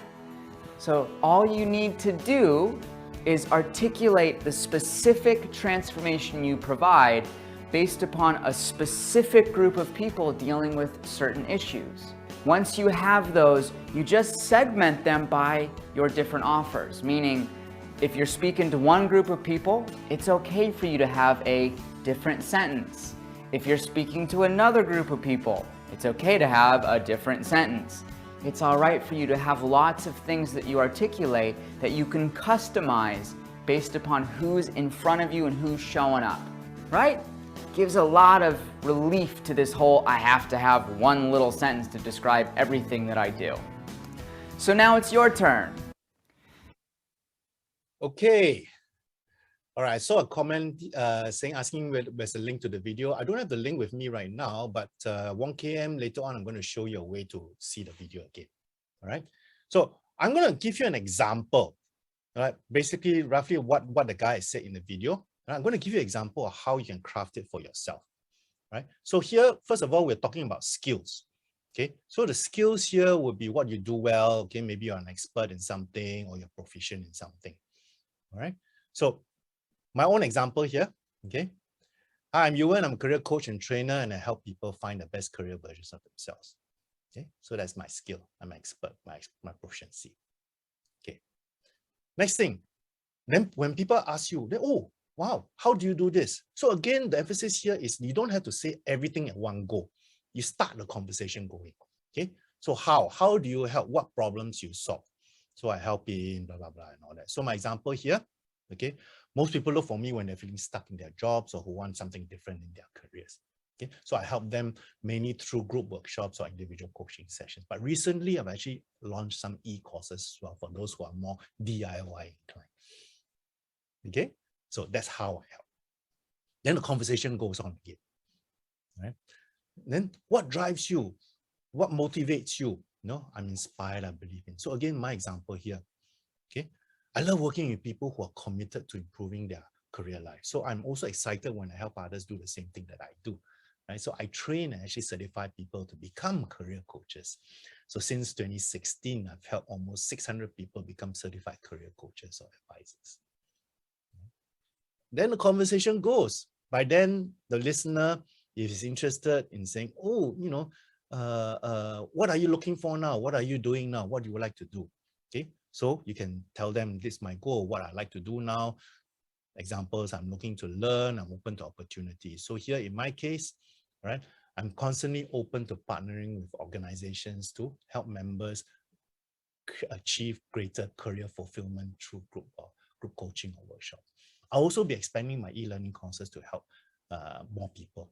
And I also regularly conduct courses to certify new career coaches. That's what I want to do. Okay. So hopefully you get the gist of some possibilities that you can do to create your own personal pitch. All right. So again, you know, if you want to take a screenshot of this, by all means do so. Right. You can take a screenshot. Basically, you can try this at home. All right. Okay. So that's the personal pitch part. Again, very quick. I went through this, but there's a lot of information online for this as well. Huh? So let's go through this. So when you're connecting with people, okay. This thing about information interviews I'll talk about later on very quickly, but referrals, family or friends are people you can connect up with.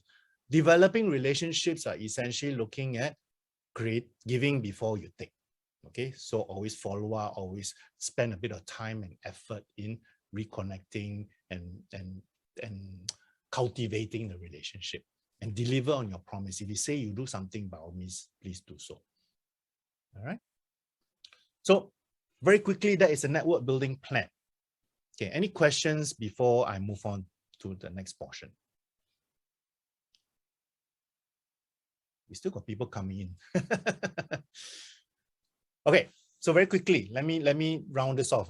So informational interviews. All right, lots of information on informational interviews out there. So again, I'm going to show you a very quick video which illustrates this. I'm not going to talk too much about this because you don't have time, but essentially it's a very simple process. Okay, so let me just do.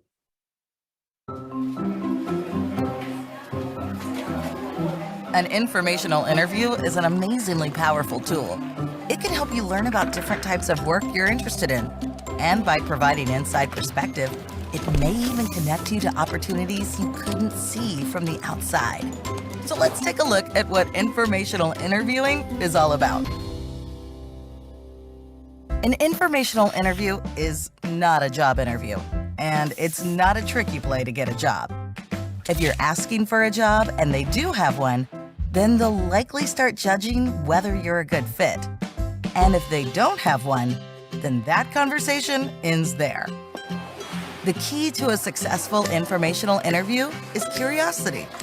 With sincere curiosity and good questions about your interviewee's life and experience, you gain insights into their successes and failures, how they got where they are, and what's important to them.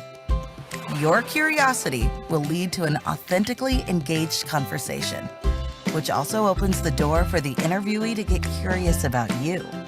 The professional you're speaking with might say something like, "Wow, you're asking some really good questions." And in that transition, informational interviewing becomes even more valuable for someone looking for work. Informational interviews give you an opportunity to see what kinds of work resonate with you and help you determine what communities you would like to be a part of. In a good informational interview, the professional you speak with gets a lot out of the conversation too. They get to discuss their life and their work with someone who's curious about their experience and values their expertise. Plus, they get the pleasure of talking with someone who's genuinely interested in what they do. How do you do it well? Here are 5 tips to get you started. First, do your homework. Take some time to research LinkedIn or other online platforms to learn about the professional you're interviewing. Consider what questions you have about their life and work. The second tip is to try to meet in person. On the phone is okay, but face-to-face is best. 3, always try to buy the coffee or lunch. Your interviewee is giving you their time. Paying is a good way of showing your appreciation and beginning to create a connection. 4, ask your interviewee who else they recommend you talk with. If the interview has gone well, they may be willing to connect you to other professionals you can learn from and who might have opportunities for you. Finally, tip number 5, after the interview, send a thank you. Email is okay, but a handwritten note is even better. And if they ask you to keep them posted on your progress, do so. Okay. All right. So, information interviews, a lot of information out there, as I said, right? It's not difficult to do, but it's also not as intuitive. So you need to go through a few steps. But at the beginning step, you really want to make sure that you reach out to the right people, you reach out in the right way. So example here, okay? This lady, I'm currently exploring careers in communications and admire your experience and accomplishments in the industry. I'd appreciate an opportunity to hear about your career journey. So the focus is on the other party, okay?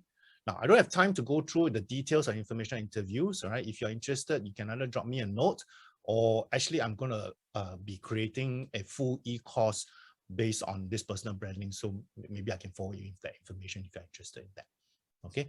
But, there's a lot of info out there, right?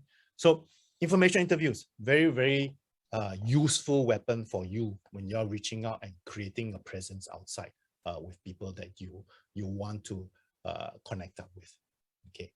So we spend a lot of time now how to track best opportunities and essentially the second learning objective, identify who can help you and what you can say. All right. So hopefully you got that. So now the last part here, which I think I can still cover within the next 10 minutes or so, very simple, is this part of managing. So we spend one portion on trying to understand what we mean by personal branding. Then we went through the whole process of what can we say how can we say it, who can we say it to, right? So the last part, and that's not the end of it, the last part here is that even if you've already got a brand, you have to continually develop this, okay? So you have to make sure that you continually do this, all right? So this is what we're going to focus on. So I'm going to come back to this slide, which says that whatever things we do about personal branding, it has to be intentional, okay? So what do we need to manage? What do we need to manage? Okay, basically two aspects: other people's perception of you and your credibility. Okay, two very important parts. First way we can do this is really by sharing content or sharing knowledge about what you see online with other people, with your network. Okay, and one of the best ways to do this is through LinkedIn again. Okay, under what you're good at. So remember this slide? Okay, I said you can share information and share knowledge so that it builds credibility and tells people what you're good at. Now, there's a rough rule of thumb here. Okay, what can we do? Remember those I said, if you're, the what I call the 5-3-2 rule, all right? You can perhaps curate 50% relevant articles from other people. In other words, you can read, when you come across an article, share it, okay? You can do that 50% of your time, okay? If you're interested, create your own content. Write short articles, short posts to tell people what you're good at, what you're doing, and what you think about the whole thing. Okay.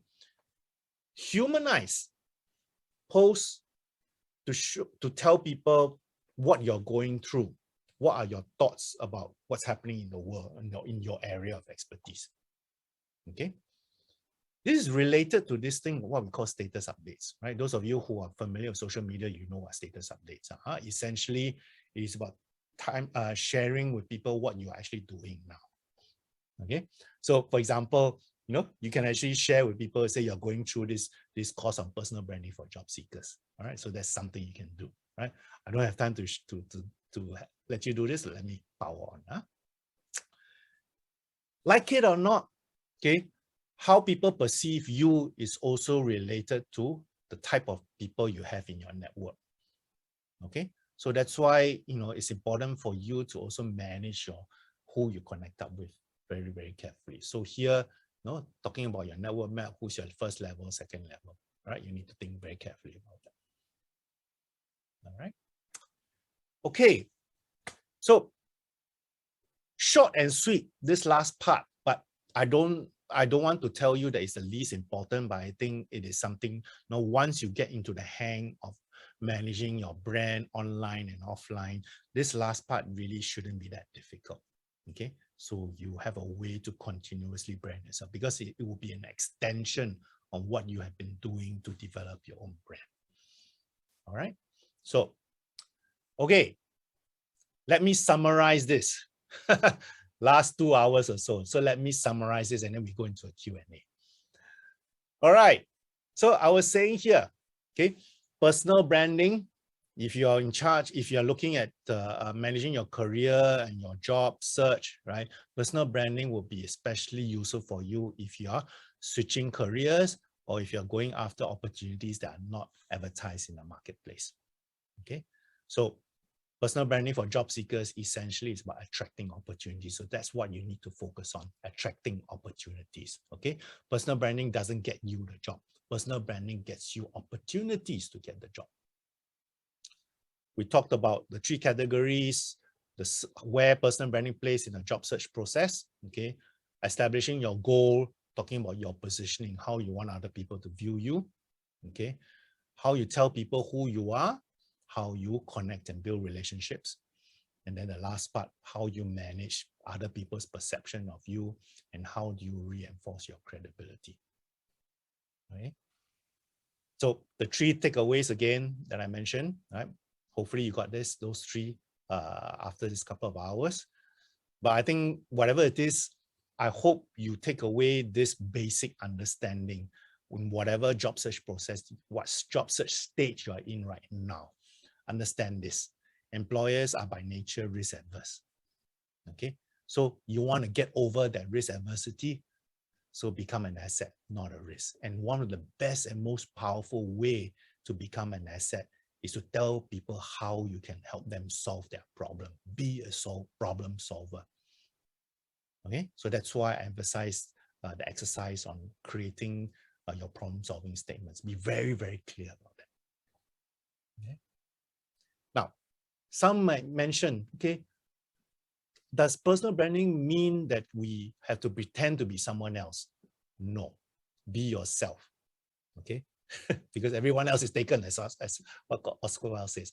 But essentially, you should not be someone totally different, trying to be someone totally different. All right, you have to be yourself. All right. Okay, time for Q&A. Let me see if I will allow people to unmute yourself. Okay, Q&A time. Anybody got any questions? Anything you want to ask? We have time to talk about this. Anyone? Okay, let me just put this up. Okay, there was one question. How do recruiters help? Sue, I'm not sure what your, can you elaborate a bit more, Sue, so that I can understand exactly what you mean? By the way, you're all allowed to unmute yourself to ask questions if you want to, using a microphone.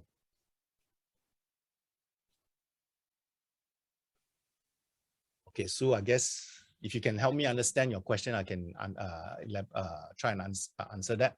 Janani asked, feels tough to build a network than upgrading one skill. Yes, building network is an effort that you need to do because you're reaching out to people, right? So I wouldn't say it's easy, but some people, once you get the hang of it, focus on relationship building, I think you'll do fine. How to reach out to recruiters? How can they help? Okay. I think the first thing about recruiters here we have to understand is this: who are recruiters ultimately responsible to? Is it you, the job seeker, or is it the company that is looking to fill up the vacancy? Anyone's guess? Is it you? Do recruiters ultimately report to you, or do they report to the company who's looking to fill the vacancy? Right? Right, so WGL says company, right? Most of you say company. So that's the first thing we have to understand. Okay, so yes, you can reach out to recruiters. You can find a stable of recruiters and say, you know, I'm available for, I'm looking for opportunities in this area. If you have opportunities, please look me up. You can do that, but the chances of them saying yes, totally, I will have you, is dependent on two things. Number one, if they already have an existing vacancy that fits your profile. Okay, that's one. The other thing that they would entice them is that they will see your profile, whether it's online or CV or whatever. Usually it's online. And your profile, your brand is very strong and very good. Then they say, oh, wow, this guy, I think I've got an opportunity to place him later on. Okay, then they will connect up with you. Okay, so I'm putting down the hard facts here. I'm not trying to be rude or anything, but essentially that's how they operate. Okay, so they are not responsible for your success. They're responsible for their company's success so that they can get paid. Okay, Derek, you raised your hand. You wanted to ask something? Just now in the chat group, I already asked this. Why is it in LinkedIn where I try to message someone, the next thing they pop up will ask me to subscribe to the service in LinkedIn? Oh, is it the Prime? The Prime, yes. I can't message at all. Okay, so that one is how should I put it? That's LinkedIn's way of trying to control two things. One, obviously, is to control the fact that you don't know the person before you message him. Okay. The other one is that maybe that's also their way of actually earning more revenue through the subscription. Okay.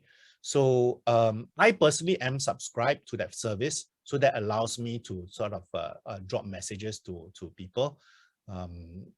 Again, it depends on whether you want to do that or not, right? So, but if you find that that is a barrier for you, then your next chance is really to reach out to them through people that they may know that they have connection with you. So you go through the person that have got somebody in common, and then you connect through that. Okay, that's another one. Or you basically do more research on that person's profile and basically reach out to them through alternative channels other than LinkedIn. Those are workarounds, essentially. Yeah, that means directly through LinkedIn messaging, they literally, if you don't know the person, you can't send any message across unless you subscribe to their service. Currently now that's the case. Currently now that's the case. Thank you very much. Yeah. All the Google, once you start the Google, the advertisement, a lot of advertisement will pop up already. So it's very irritating, and you have to go and close one by one. I don't understand, Linda. What, Okay, what do you let's mean say when you start start Google? you on your Google, you want to go into your Hotmail, all the advertisement will pop up already. How to You're clear talking about all? spam mail, right? You're talking about Yes. spam mail. No, Well, no, that- you the- have not. the- No. You haven't go into the spam mail yet. You have not even go to your email at all. The once you open the Google, only all the advertisement will pop up already, and then you have to go and close one by one. Linda, that again, that one is a technical issue that about the cookies in your PC. That when you go to some websites, they will drop a cookie into your website, so you have to clean out those cookies. Oh, Right. okay. So that's the only Thanks. thing now. Huh? So I saw one question here from someone here. Okay, what's in it for them for you? Seng Chi, what do you mean? What do you mean by that? When I mean, it's like what can you bring value to them, and what's in for them, then they'll start to engage you, right? You're talking about informational interviews or just normal connecting out on network? Normal connecting, yeah. Okay, so that's why you have to find something in common. So that's why the easiest way is either through friends or ex-colleagues or alumni, right? So these are things in common. So I come from the same school as you. So, oh yeah, same school, then I'll connect up with you. Yeah, so that's the easiest way to do it, right? So or maybe you will say that, oh, we attended the same event, or you can say I read an article that you wrote and it's very interesting. Things like that. So you got to find some common ground. But Mr. Lim, yeah, it's not true, no. I connect to Lee Hsien Loong, no. Okay. He's Yeah, not my classmate. I can get connected to him. okay. Why? Okay, the reality here, some famous personalities, they actually have other people managing the account for them. So I doubt Lee Hsien Loong actually does it himself. He probably has someone managing it for him, all right? And Lee Hsien Loong's objective is what? Lee Hsien Loong's objective is to be known, he is a famous personality, okay? So he's probably more open to connecting up with various types of people, okay? But so different people have different objectives of connecting up with you. All right, so hopefully you understand that. So if it's not about, because sometimes when people write to me, okay, and ask me to connect up with them, if I don't have anything in common, I usually don't connect up unless they write in the message that saying that, oh, I met up with you, or I attended your workshop, or what. Then I see, okay, then I connect. But if it's a cold connection, I usually don't do it. Okay, because I get too many people who are soliciting, sorry. Okay, so that's the thing. Okay, so there's one here. How about for people who are not comfortable disclosing personal information, work related on the internet, no LinkedIn, lesser chance for interviews? Well, FJ, I think it really depends on how you want to present yourself. I think the reality here is that many recruiters, they will go online to search. Okay, if you have some concerns about this, then you have to find a workaround, and usually the workaround may not be so effective given the propensity for people to do things online. Okay, so you need to do more work. So you need to put your feet on the ground, meet out with more people. I'm not saying that it's impossible, but it's more work on your part.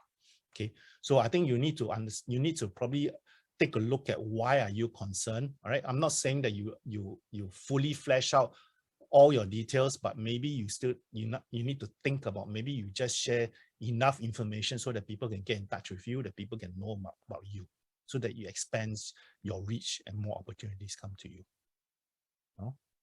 Okay, what else is there? What sort of risk are we talking about for the statement be an asset, not a risk? Well, risk here is when employers are risk averse. In other words, they will not hire people they don't have much information about, or they will want to hire the best people they can get, right? So how do they choose the best people they can get? Either they have referrals, either they know you, either they know people who know you, or either they took a look at your background and say, oh, this person's background is very specific, and background is so clear that I know what he is and what he's all about. Okay, so there is no risk there. So that's managing the risk. So Koo Yong Sing, hopefully I answered your question. Okay, good questions, by the way, everyone. So please do keep them coming. Any other questions? Any other questions? Okay, Mel. I've stopped working for more than 10 years to be a stay-at-home mom. Okay, I have difficulty coming up with skills that can help solve company problems. Also, I've not connected with any of my ex-boss, ex-colleagues for such a long time, and money easy to connect with them now. The blue appreciate advice on how I can work around this. Okay. Now, you're not alone, Mel. Let's put it that way. All right.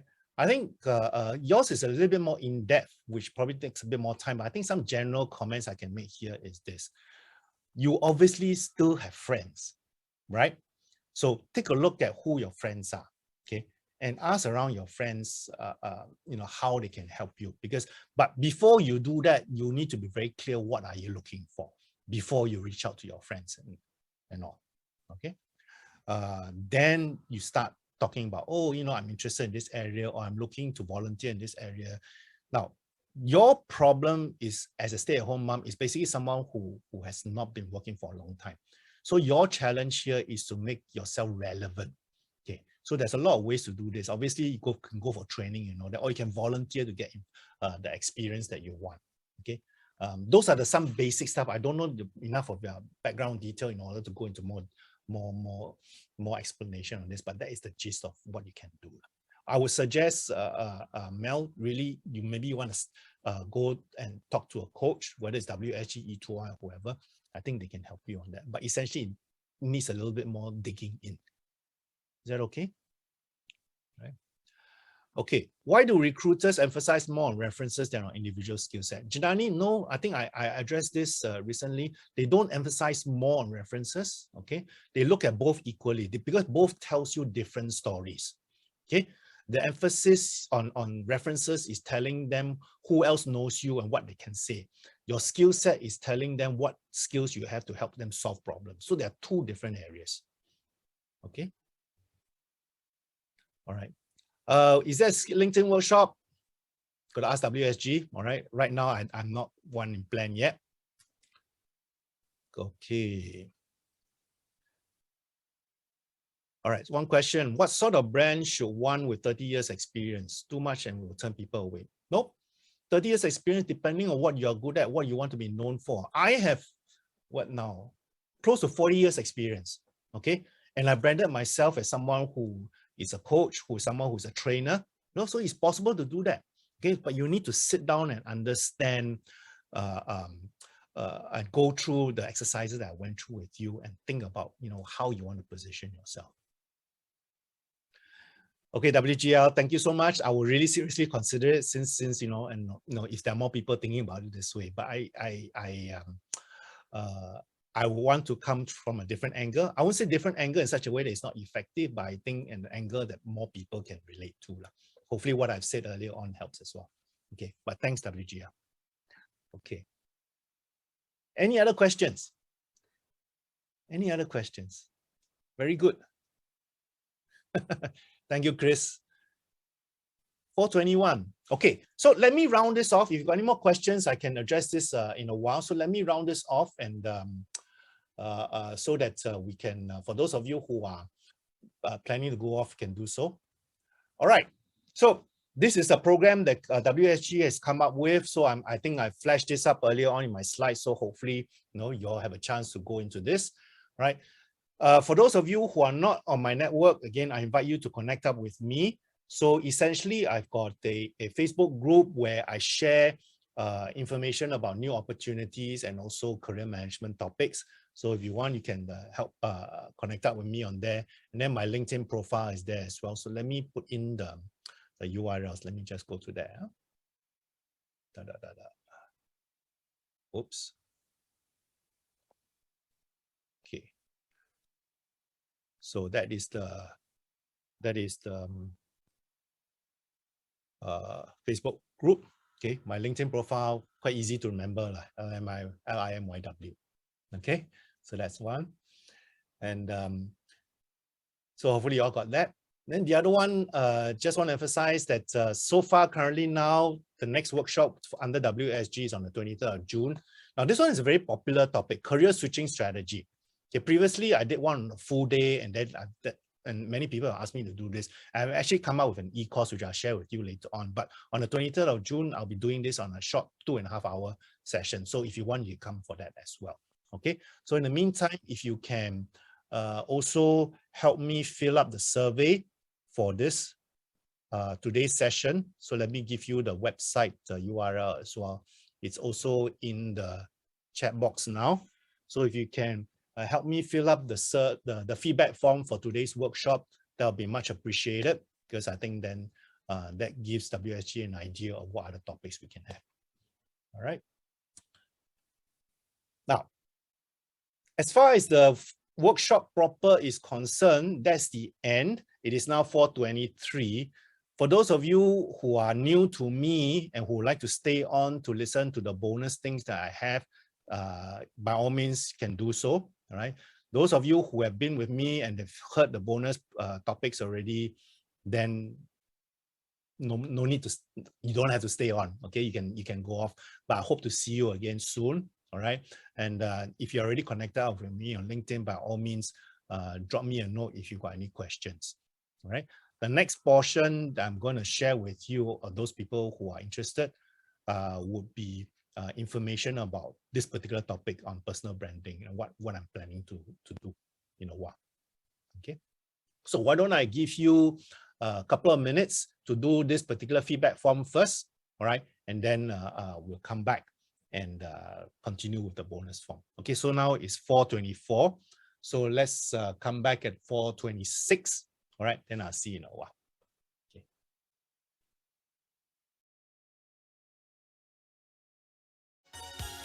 Okay.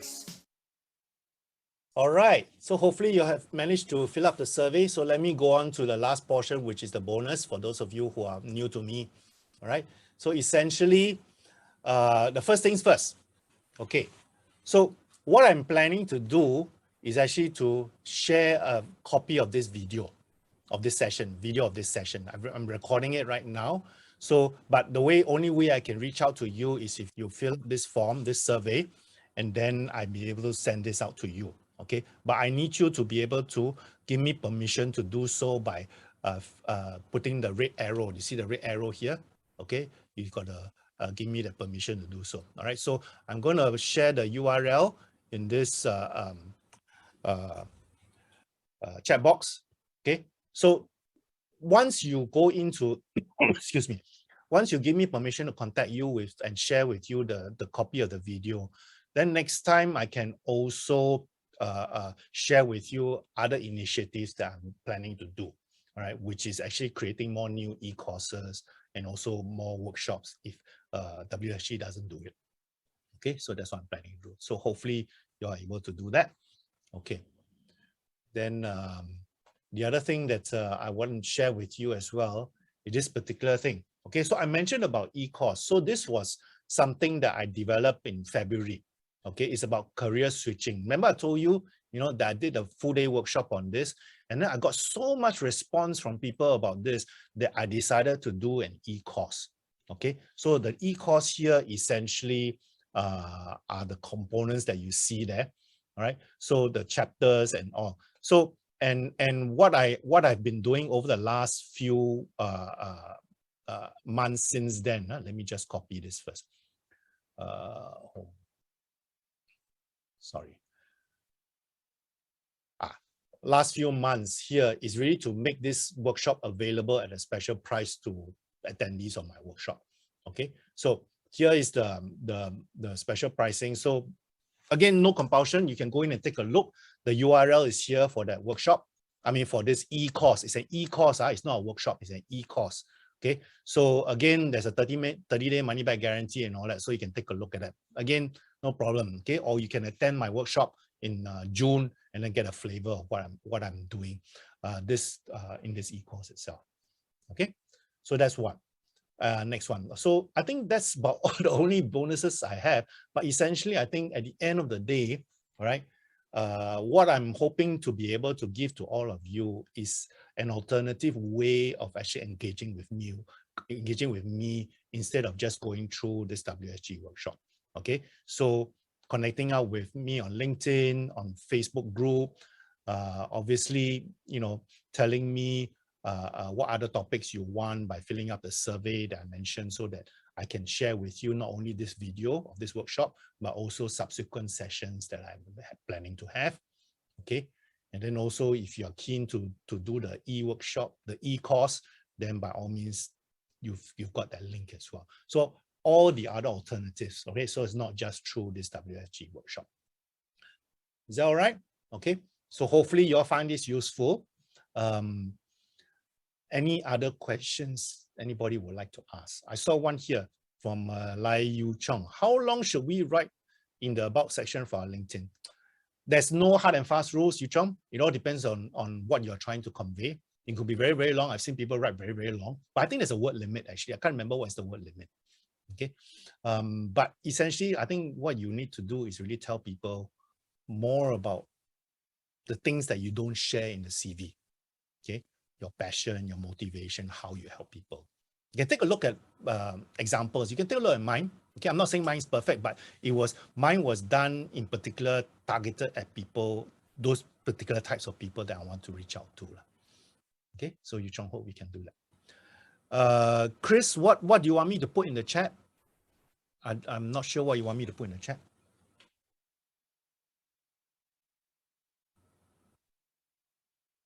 Okay, good. So Kelvin, how does personal branding help us to advance in our career advancement? Oh, Kelvin, I just mentioned that in the last. Okay, if you're talking about advancement, not just job search, essentially, what do you mean by advancement? Within your current company or moving ahead in a different company? They're two different things, right? If you're thinking about within your company, then maybe LinkedIn or personal branding is more about the image you portray and create within the company. Okay, now, so you might want to then make sure you do things, you participate in projects, you behave in the way in the meetings or your emails or your writing in such a way that it reinforces the image that you want people to know about you. Okay, and that image has to fit in with the company's objective. No point having a different image that's totally against the company's objectives or goals or culture even. So you have to look at what culture, what image the company is trying to portray, and then you see to what extent can you fit that in and promote yourself in that sense. Okay, personal branding within the company is also about knowing who you talk to, who are the right people, who are your network. Now, I'm not saying that you enter into politics, although that certainly does come into play, politicking, all right? At the end of the day, any organization has politics. That's a sad fact of life. So, you might need to think about how you manage all the different political aspects of the company that you're in. Different companies have different things. Okay. Hopefully, Kelvin, that answers your questions. Mr. Lim. Yes. Derek here. Hi, Derek. Yeah. Just want to ask you something quite, I can say, a bit slightly personal. I think your age and my age is about the same. Okay. I think you are probably 60s, yeah, something like that. Yeah. Okay. I noticed that when I hit such an age, I have one problem is tends to be very forgetful. When I talk on, someone talked to me like in the interview, talk about elaborate on something. When I start to elaborate on the very beginning part of things, I tend to kind of forget what the person actually asked the full question. Is this a normal behavior, or is something where it's me only and I have to learn ways to cope with it?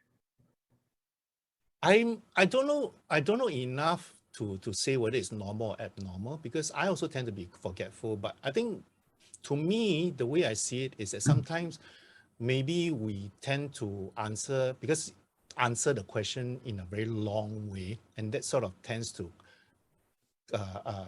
disconnect the thought patterns. That's how I feel.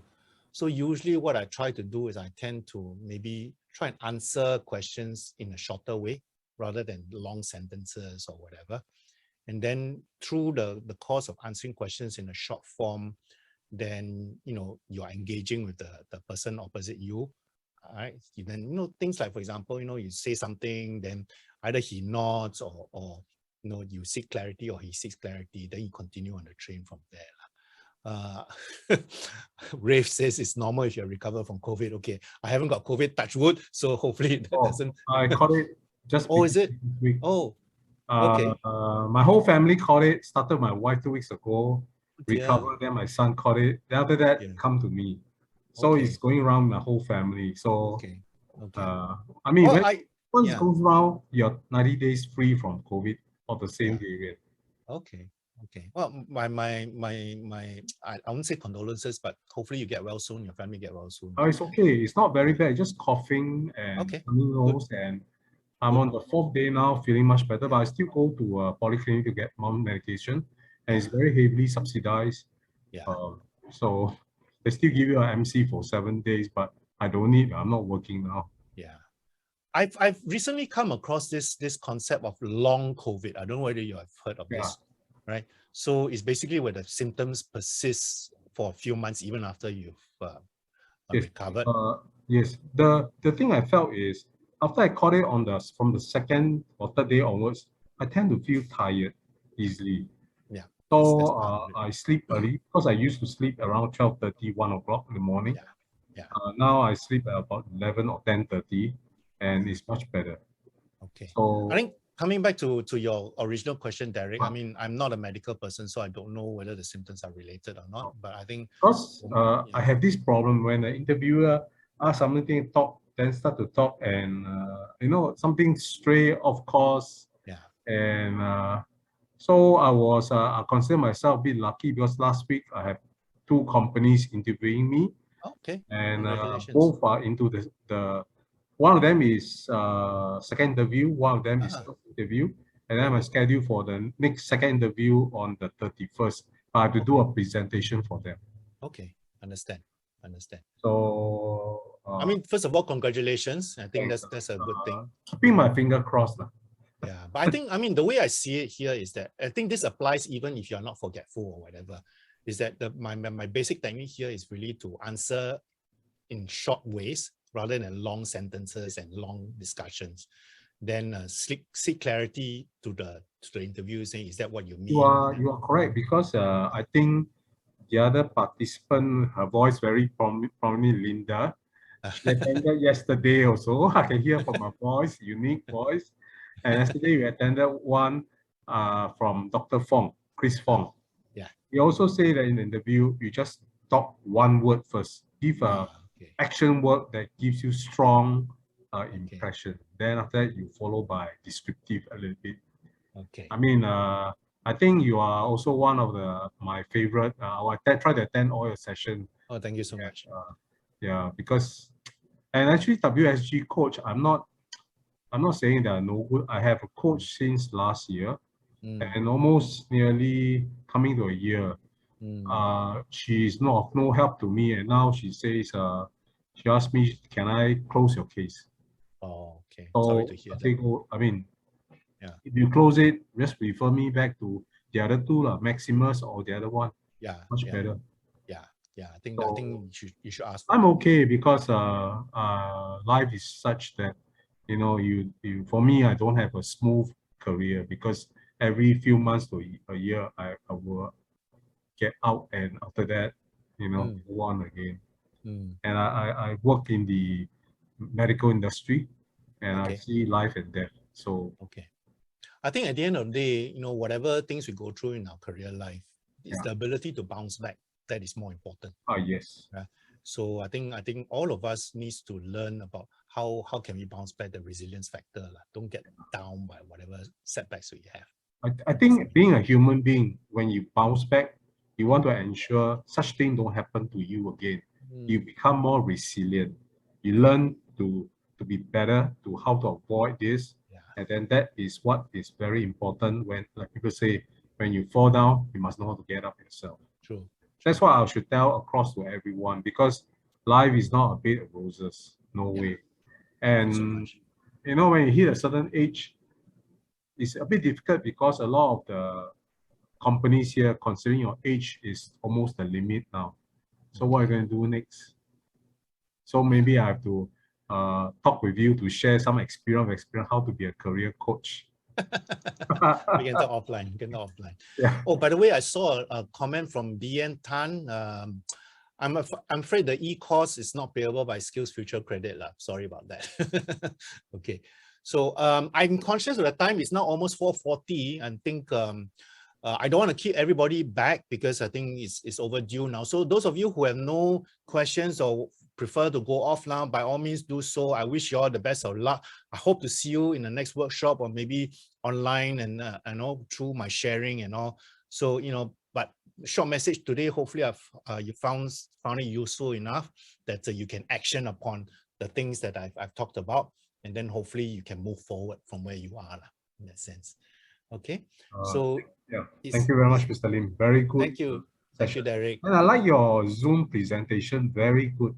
I think you have been exploring a lot on Zoom because very fantastic, you know. Yeah, I try a lot of different things. Yeah, very. I think Okay. probably a long time ago I ever met you. You've been to some of the face-to-face session back in probably Yes. 2001 session in Yes. WSG at Paleba. Yes, I before COVID, I used to do all face-to-face now. I think I've seen you before previously. Okay. Okay. Good. Thank you again for coming back. Thank you very much. Thank you, everyone. Thank you so much. So again, good luck to everyone. Derek, hope rest well, recover, and okay. Like Yu Chong said, how and where do we find out the prospect company culture? Culture, Yu Chong, you have to either talk to the people inside or you dig deeper. There's no shortcut to it. Okay, so Yu Chong, you know, just either you connect up with whoever is inside the company, or maybe people who know the company better, and then just ask them. Is that okay, Yu Chong? Okay, yeah. Thanks, everyone. Good luck. Okay. Thank you. Yes. Bye. Yeah, Hi, Susanna. I have something personal to chat with you. Okay, I want to do a career switch. Okay, I started my job. I mean, when I started working, I was in the IT industry for 10 years. Right. Then after that, I had a fall. So because of the fall, I cannot. I was switching job at that time, so I cannot continue. So I went into insurance. Okay, another 10 years. Then after that, I went into teaching, but the teaching is for small K2 children. So now I thought of moving back into IT. Okay. Okay, my IT was last time desktop support, but then now it seems like all my knowledge are all passé. When I got the career coach was not very encouraging also, trying to ask me to do other things instead of going back to the ITs. What is your, yeah. Okay, I don't think I have enough time to actually go through career switching strategies for you, but I think some key things is to understand here. I think firstly, why do you want to go back to IT? What is it about IT that you like? Actually, last time I do enjoy doing those work, but in between this past 20 years, I was trying to get back in, but the things that I think maybe that I don't have the skills. So no. I think Susanna, let's. I mean, you need to think deeper.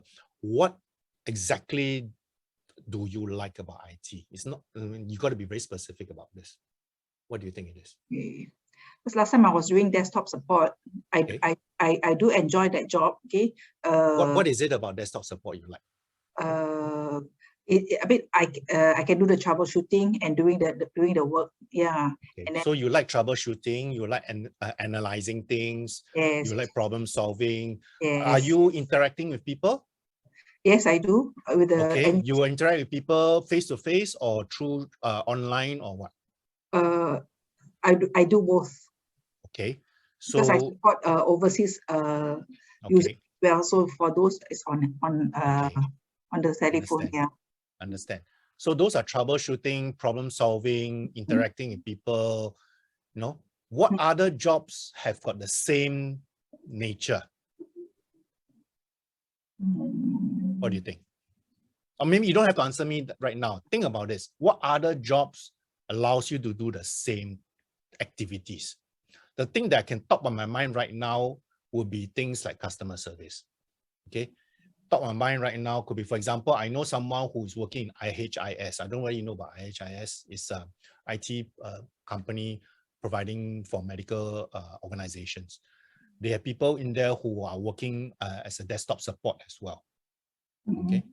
So if that, so think about the nature of the work, and then whether there are other jobs outside of IT that gives you the same type of activities that you like.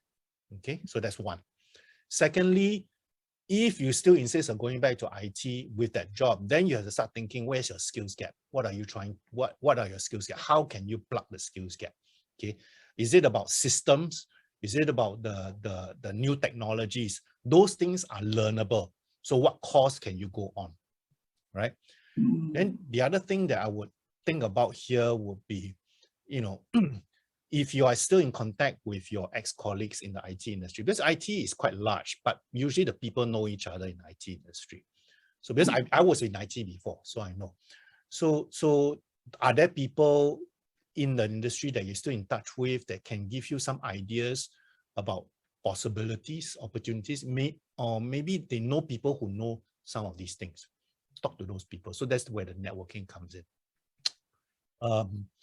Maybe start looking at companies. I think I saw one, Tan Siok Lei or Gladys, which I think is a very good point. She says e-commerce support service. That's also one thing that's very related to what you are doing, with what you did before. So companies that do this, like she mentioned Shopify, yeah, why not e-support? There's a lot of things down there, right? And those things are not like very system specific, like in the old days, IT, or if you are stuck in one system, you're there forever, right? Those are more software, those are more purchasing cycles, that sort of thing. Yeah. So, but those are more like distribution logistic company. They are not typically known as IT companies. Yeah. So I think, Susanna, there's a lot of things for you to think about. Maybe I suggest here is that, you know, you think about those things first, then drop me an email. We can discuss this offline more. Is that okay? Okay, Ken. Thanks, Mr. Lim. And also, if you want, because the career switching course or the workshop I'm doing next month, or even the course, if you're interested in that, actually goes into a detail and all those things as well. Oh, but again, you think about it lah. Oh. Right. Thanks. Okay. Thank you. Yeah. No worries. Good. Wow, still got about 45 people here. Is there something you guys want to ask, or you're just hanging on to see if there are any little tidbits? If not, then I would probably just close off. All right. Okay. Okay, everyone. Like Chichong, eager to listen for tips. Okay. Yeah, I think most people are in the same frame of mind. But anyway, I need to run now. So hopefully you guys take care, okay? All right. Be safe, right? Maybe I'll see you soon again in other sessions, or at least through the emails and all that. Okay. And yeah.